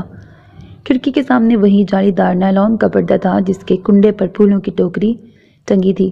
عیسیٰ تو لباس تبدیل کیے بغیر اسے لاڈ بھر رات کا سلام دے کر نیند میں گم ہو گیا تھا۔ یقیناً وہ بہت تھک چکا تھا، تاہم مالا کو اس اجنبی گھر میں ہرگز بھی نیند آنے والی نہیں تھی۔ حالانکہ تھکن سے انگ انگ ٹوٹ رہا تھا، مگر نیند کروٹیں بدلنے پر بھی نہیں آنے والی تھی۔ یہاں پاکستان سے ہزاروں میل دور ایک اجنبی گاؤں کی پرتعیش بیڈ روم میں لیٹ کر وہ اپنی گزشتہ زندگی کو سوچ رہی تھی۔ اسے اپنی ممی اور ڈیڈی یاد آنے لگے تھے، اپنے پیارے بھائی ذیشان، ذیشا اور ذرشام یاد آ رہے تھے۔ لاڈلی سی نٹکھٹ بہن بندیا کی یاد پلکوں کو بھگونے لگی تھی۔ حالانکہ یہ لوگ کبھی بھولتے تو نہیں تھے، مگر مشرق کی بیٹی ہونے کی وجہ سے اپنے سسرال آ کر اسے پچھلوں کو بلانا ہی تھا۔ اسی بات کا درس دے کے ماں نے اسے سمندر پار بھیجا تھا۔ اسے ماں کے لفظوں کی لاج رکھنی تھی، اسے سسرال کو آباد کر کے میکے کو بلانا ہی تھا۔ چپکے ڈھیر سارا رو لینے کے بعد من کو ہلکا کر کے وہ بستر سے اٹھ گئی۔ نیند تو چونکہ آنے والی نہیں تھی، سو وہ کمرے میں موجود ایک دوسرا دروازہ کھول کر باہر آ گئی۔ یقیناً یہ بیلکنی میں کھلتا تھا۔ رات کو بواریا کا حسن کالی چادر کی بکل میں چھپ گیا تھا، پہاڑ کے کار سے پھوٹنے والا چشمہ بھی نظر نہیں آتا تھا اور گلابوں کے کھیت بھی خاموش اور اندھیرے میں گم تھے۔ بس پھولوں کی دل فریب خوشبو فضا میں رچی تھی۔ مالا کو لگ رہا تھا وہ خوشبو کے کسی دیس میں بھول کر آ گئی ہے۔ اتنی سحر انگیز گلابوں کی مہکتی جی چاہ رہا تھا کہ بالکنی سے چھلانگ مار کر پھولوں کے کھیت میں گھس کر چادر تانے وہیں آنکھیں موند کے لیٹ جائے۔ وہ گویا تصور میں گلابوں کی پرنم پتیوں پر ٹہل رہی تھی، جب اچانک اس کے پیچھے کوئی چپکے سے آ کھڑا ہوا تھا۔ مالا نے گردن موڑ کر دیکھا تو اس کا دل اچھل کر حلق میں آ گیا۔ اس کے بیڈ روم کا بند دروازہ کھول کر وہ کمرے میں سے گزرتی ہوئی بالکنی تک آنے والی مون کو دیکھ رہی تھی۔ بھلا مون نے لاکڈ دروازہ کیسے کھول لیا تھا اور ہلکے سے کھٹکے کی آواز بھی نہیں آئی تھی؟ پھر مون کی اس قدر غیر اخلاقی حرکت پر مالا کو بہت غصہ بھی آیا تھا۔ وہ اپنے بھائی کے کمرے میں بنا اجازت رات کے طریقے میں گھس آئی تھی۔ یا تو اس کمرے کی ایکسٹرا چابی اس کے پاس تھی یا پھر دروازے کے لاک کھولنے کا فن اسے آتا تھا۔ جو بھی تھا، یہ قطعاً غیر اخلاقی حرکت تھی۔ مالا کا دل چاہا وہ اسے اتنی گھٹیا حرکت پہ باتیں سنائے، مگر اسے ڈچ آتی نہیں تھی۔ دوسرا، وہ مالا کی بات شاید اردو میں سمجھ نہ پاتی، مگر یہ بھی مالا کی سراسر بھول تھی۔ سارے ماحول پر چھائی سامنے کھڑی یہ لڑکی کوئی فنکارہ تھی یا جادوگرنی، مالا سمجھ نہیں پائی تھی۔ تاہم اس کے الفاظ نے مالا کے پیروں تلے سے زمین کھسکا دی تھی۔ تم بہت جلد علی عیسیٰ کی زندگی سے جانے والی ہو اور میرا بھائی عنقریب تمہیں طلاق دے گا، یہ مت بھولنا۔ ان کے کہے گئے لفظ کبھی غلط نہیں ہوتے۔ وہ بہت شائستہ اور رواں اردو میں مالا کے پورے وجود کو پتھر کر رہی تھی۔ مون حسیب اس کی زندگی میں انتہائی پراذیت موڑ لے کے آئی تھی۔ وہ عجیب لڑکی تھی، عجیب باتیں کرتی تھی، عجیب باتیں منواتی تھی۔ اگر غور کیا جاتا تو اس عجیب لڑکی کی زندگی ایک لفظ عجیب سے گندھی تھی۔ اس کی چال ڈھال، بول چال، دیکھنے تکنے تاڑنے کا ہر طریقہ عجیب تھا، اور خصوصی طور پر مالا سے گفتگو کرتے ہوئے وہ اور بھی عجیب لگتی تھی۔ وہ اس کی زندگی میں اچانک آئی تھی اور اس کی ہر ملاقات اچنبھے کا باعث تھی۔ وہ اچانک آتی تھی، یعنی جہاں اس کے آنے کا کوئی گمان بھی نہیں ہوتا، وہ وہاں کسی جن زادی کی طرح ٹپک پڑتی تھی۔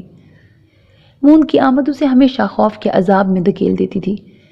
یہ ایسا خوف تھا جسے بہت چاہ کر بھی وہ علی عیسیٰ سے شیئر نہیں کر سکتی تھی۔ حالانکہ گروسی کے گھر اس گہری شب بلی کی چال چلتی مون چپکے سے لاک دروازہ کھول کر اس کے پیچھے ٹیرس پہ آ کھڑی ہوئی تھی، تب بھی ایک بھیانک خوف اس کے معصوم دل کو پنجوں میں جکڑ چکا تھا، اور اس خوف کے جڑ پکڑنے سے لے کر مون کی انتہائی غیر اخلاقی حرکت پر برہمی محسوس کرنے کے باوجود اس کی ہمت نہیں پڑی تھی وہ مون کی شر انگیز بکواس کا ایک لفظ بھی علی عیسیٰ کو بتا سکے۔ کیا وہ اس کی بات کا یقین کرے گا؟ کیا وہ مان لے گا کہ رات کے دوسرے پہر اس کی بہن بے دھڑک اس کے کمرے میں گھس آئی؟ تو پھر مالا کو اپنی بات کہہ کر گوانی ہی تھی۔ ابھی ان کو اس شادی کو 2 ہفتے ہوئے تھے اور یہ اتنی کم مدت تھی کہ علی عیسیٰ کیا اس پہ اعتبار کر سکتا تھا؟ مون کے کہے الفاظ پر یقین کر سکتا تھا؟ وہ الفاظ جو نیزے کی انی تھے یا ہتھوڑے کی ضرب تھے، ان الفاظ کی تکلیف محض وہ محسوس کر سکتی تھی۔ سمندر پار سے آئی 2 ہفتوں کی بیاہی چھوٹی سی لڑکی جسے اس کی ہم عمر ایک لڑکی بڑے کروفرڈ سے دھمکا رہی تھی۔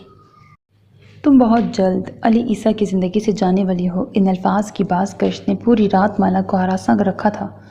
رات بھر ایک گھڑی کے لیے بھی پلکیں آپس میں نہیں جڑی تھیں، ایک لمحے کے لیے بھی نیند مہربان نہیں ہوئی تھی، ساتھ بھر کے لیے بھی چین نے دل کو نہ چھوا تھا۔ ان 2 ہفتوں میں پہلی مرتبہ اسے شدید خوف اور تنہائی کا احساس ہوا تھا۔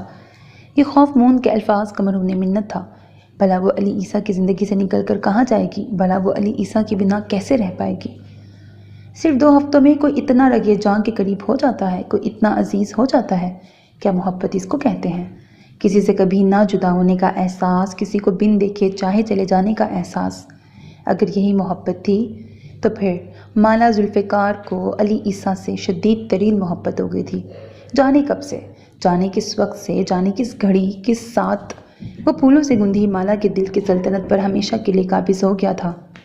اور اب اسی علی عیسیٰ کی بہن اسے دھمکا رہی تھی کہ عنقریب اسے علی عیسیٰ کی زندگی سے نکلنا ہوگا، مگر کیوں؟ کس لیے؟ آخر اس کا قصور کیا تھا؟ اس کی غلطی کیا تھی؟ اس کا جرم کیا تھا؟ اسے کون سے گناہ کی پاداش میں وہ کٹھور پتھر دل فرعون کا عکس لیے متکبر لڑکی دھمکا رہی تھی؟ یہ اس کا چپکے چپکے بہنے والا درد تھا یا بے آواز سسکاریوں کی چھنکار جس نے علی عیسیٰ کی نیند ختم کر دی تھی، وہ سر اٹھائے بغیر آنکھیں کھولے کمرے کے خاموش ماحول میں کسی کی سانسوں کا شور محسوس کر رہا تھا۔ پھر کئی منٹ دبے پاؤں گزر گئے۔ علی عیسیٰ نے مالا کو آواز نہیں دی تھی، مگر وہ جان چکی تھی عیسیٰ جاگ رہا ہے۔ تبھی اس نے اپنی سانس تک روک لی تھی۔ حالانکہ علی عیسیٰ کے سونے سے لے کر مالا کے اٹھ کر ٹیرس تک جانے اور پھر واپس آنے تک اس نے بہت احتیاط برتی تھی۔ یقیناً یہی احتیاط مون نے کمرے میں داخل ہوتے ہوئے اور پھر اس کے حواسوں پر بجلی گرانے کے بعد چپکے سے واپس جاتے ہوئے برتی تھی۔ اور تب کا سویا علی عیسیٰ اس کی ہلکی سی سسکاری کو سن کے اٹھ گیا تھا۔ یقیناً تھکن نے اس پر نیند طاری کر دی تھی اور اب اس کی نیند پوری ہو چکی تھی، تبھی وہ اٹھ گیا تھا۔ حالانکہ اٹھا تو وہ مالا کی آواز سن کے تھا، جانے کب ضبط کا دامن چھوٹ گیا تھا اور تمام احتیاطیں بکھر گئیں، ورنہ وہ کبھی عیسیٰ کی نیند خراب نہ کرتی۔ اور عیسیٰ نہ صرف اٹھا تھا بلکہ اس نے لائٹس بھی آن کر دی تھیں، تب مالا کا دل دھک سے رہ گیا۔ یقیناً اب وہ روشنی میں اس کا چہرہ دیکھ لے گا، اس کا بھیگا چہرہ اور روئی آنکھیں۔ وہ اپنے رونے کا کیا جواز پیش کرے گی، کون سی دلیل دے گی، کون سا جواز گڑھے گی؟ اس پر گھبراہٹ طاری ہونے لگی تھی، جبکہ عیسیٰ نے اٹھنے اور لائٹس آن کرنے کے بعد بھی اسے مخاطب نہیں کیا تھا، جانے وہ کیا کر رہا تھا۔ مالا نے عیسیٰ کے اٹھتے ہی درمیان میں سجاوٹ کے لیے رکھا انتہائی نرم و ملائم سفید فر والا کشن اٹھا کے اپنے منہ پہ رکھ لیا تھا۔ ایک قطن بے اختیارانہ قسم کی حرکت تھی، وہ کسی بھی طریقے سے اپنے تاثرات علی عیسیٰ سے چھپا لینا چاہتی تھی، مگر کیا وہ اس میں کامیاب ہو گئی تھی؟ کمرے میں رنگ رنگ کی روشنیاں عکس چھوڑ رہی تھیں۔ اس نے کشن ہٹا کر پلکوں کی جھری میں سے دیکھا۔ علی عیسیٰ چھت پہ لگے فانوس اور لیمپ کو بھی آن کر رہا تھا۔ جب پورا کمرہ روشنی سے بھر گیا تب اس نے ساکت لیٹی مالا کو مخاطب کیا۔ وہ یقیناً اس سے کچھ فاصلے پہ کھڑا تھا۔ اس کی آواز ہمیشہ کی طرح نرم تھی۔ نیند ٹوٹنے پر اس کا مزاج برہم نہیں تھا۔ رونا ہر مسئلے کا حل نہیں ہوتا۔ اسے علی عیسیٰ کی آواز اب کچھ ہی فاصلے پر سے سنائی دی تھی۔ یقیناً وہ اس کے قریب آ کھڑا ہوا تھا۔ پھر اس نے ہاتھ بڑھا کر نرم فر والا کشن اس کے چہرے سے ہٹا دیا۔ غیر واضح چیزیں واضح ہونے لگی تھیں، سرخ چہرہ، بھیگی پلکیں، کپ کپاتے ہونٹ۔ وہ ابھی ضبط اور صبر کی منزل سے کوسوں دور تھی۔ اسے ضبط کے مرحلے سے گزرنا آسان نہیں لگ رہا تھا۔ یقیناً اسے ضبط کی رمزیں سمجھنا ابھی نہیں آتا تھا، پھر بھی وہ خود پہ جبر کرتے ہوئے ضبط کر رہی تھی۔ اس کی یہ کیفیت علی عیسیٰ کے لیے نئی تھی، تاہم اسے خود پر جبر کرتے دیکھ کر وہ گہرا سانس کھینچ کے بولا تھا، پھر بھی اگر دل بہت بھر آئے تو کھل کے رو لینا چاہیے۔ تم میرے سامنے بآسانی اور بخوشی رو سکتی ہو، میں تمہیں روکوں گا نہیں، مگر اتنا ضبط نہ کرو، خود پہ جبر نہ کرو۔ کشن کی نرم فر کو چھوتا وہ حلیم لہجے میں کہہ رہا تھا۔ اس نے مالا سے رونے کی وجہ نہیں پوچھی تھی، وہ دل ہی دل میں اس بات پر اللہ کا شکر ادا کر رہی تھی۔ اگر وہ وجہ پوچھ لیتا تو مالا بھلا کیا بتاتی؟ آئلی زندگی کی شروعات میں ہی بدگمانیاں، نجی جھگڑے اور گھریلو سیاست پر مبنی باتیں، پھر اس کے رونے کی ہر کڑی تو مون کی گفتگو سے جا ملتی تھی، جبکہ مون کی باتیں اس کے بھائی کے سامنے دہرانے کی اس میں ہمت نہیں تھی۔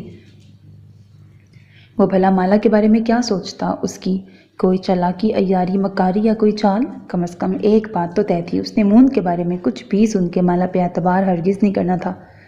گویا پہلے روز ہی مالا نے یہ خود سے فرض کر لیا تھا، سو وہ دل کو سمجھا رہی تھی کہ اسے مون کی ہر بات کو چپکے سے سہ جانا ہوگا، بنا چاچو اور علی عیسیٰ کو بتائے۔ اور کیا اس کا یہ فیصلہ ٹھیک تھا؟ رونے سے دل کا بوجھ ہلکا ہو جاتا ہے۔ وہ اپنی قمیض کے کف فولڈ کر رہا تھا۔ اس کے سفید بازوؤں کا رواں واضح تھا، اس کی بات کا مفہوم بھی واضح تھا۔ وہ دھک سے رہ گئی تھی۔ کیا وہ جانتا تھا کہ اس کے دل پہ کوئی بوجھ ہے؟ دل پر بوجھ ہو تو رونا آتا ہے، بلا وجہ تو کوئی نہیں روتا۔ علی عیسیٰ گویا اس کے چہرے کا ایک ایک تاثر بہت غور سے پڑھ رہا تھا۔ وہ ایک مرتبہ پھر دھک سے رہ گئی تھی، تو کیا وہ اس سے بدگمان ہوگا؟ رات کے آخری پہر شوہر کے پہلو میں لیٹ کر چپکے رونے والی بیوی۔ اسے اپنی فاش غلطی کا فوراً احساس ہو گیا تھا۔ کم از کم اسے رونا نہیں چاہیے تھا، رات کے اس پہر بالکل نہیں۔ اور وہ رونے کے لیے باتھ روم میں بھی تو جا سکتی تھی، اس نے پہلے کیوں نہ اس پہلو پہ غور کیا؟ وہ خود کو ملامت کرنے لگی، اور وہ جانے کب تک خود کو ملامت کرتی رہتی۔ علی عیسیٰ کی آواز نے اسے چونکا دیا۔ رونا کوئی بڑی غلطی یا نادانی نہیں جس پہ پچھتایا جائے۔ ویسے میرے پاپا کہتے ہیں نرم دل والوں کی ہی آنکھیں بہتی ہیں۔ علی عیسیٰ کے الفاظ اس کی سماعتوں کو پھر سے منجمد کر گئے تھے، تو گویا وہ اس کا چہرہ پڑھ رہا تھا، یا پھر یہ دونوں بہن بھائی جادوگر تھے۔ بھلا کوئی کسی کی سوچ میں کیسے اتر سکتا ہے؟ کیا یہ ممکن ہے؟ اس نے تو آج تک کسی کے تاثرات جانچ کر کچھ بھی ٹھیک سے اندازہ نہیں لگایا تھا، مگر یہ دونوں بہن بھائی اس کے ذہن میں بلا اجازت گھس آتے تھے۔ اسے ماننا ہی پڑا، یہ دونوں بلا کے ساحر تھے، اور وہ دھیرے دھیرے ہی صحیح ان دونوں بہن بھائی کے سحر میں گرفتار ہونے لگی تھی۔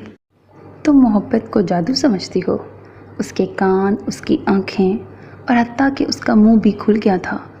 وہ ہڑبڑا کر اپنی جگہ سے اٹھ گئی تھی۔ اسے لگا وہ دوسری سانس بھی نہیں لے سکے گی۔ تو کیا اس کی سوچیں کتاب کے لفظ تھے جو چہرے پر آنسوؤں کی صورت بکھرے تھے، جسے کوئی بھی پڑھ سکتا تھا؟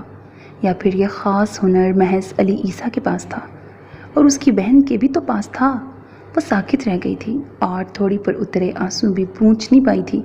اسے اپنی طرف ایک ہی جان امیز حیرانی میں مبتلا دیکھتے پا کر علی عیسیٰ اب کے ذرا سا مسکرایا تھا۔ تم اتنا حیران کیوں ہوتی ہو موتیوں کی سفید مالا؟ وہ اب ہنستا ہنستا پائنٹی کی طرف بیٹھ گیا تھا۔ سفید فر والا کشن اس نے اپنے بازوؤں میں دبوچ رکھا تھا اور وہ اسی طرح سہولت سے ٹانگیں نیچے لٹکائے بیڈ پر نیم دراز ہو گیا، مگر اس نے ہنسنا ترک نہیں کیا تھا اور ہنستے ہنستے اس کی خوبصورت آنکھوں کے کنارے شفاف پانی سے بھر آئے تھے۔ وہ اس لمحے مالا کو اتنا حسین لگا کہ اس کی نگاہ ہٹ نہ پائی۔ اس کا دل چاہ رہا تھا کہ وہ اپنے دل کے چھوٹے سے ٹکڑے میں علی عیسیٰ کی ساری محبت کو پور بھر لے۔ So very Aziz listeners, this was the end of second episode of the novel ترک وفا by نایاب جیلانی۔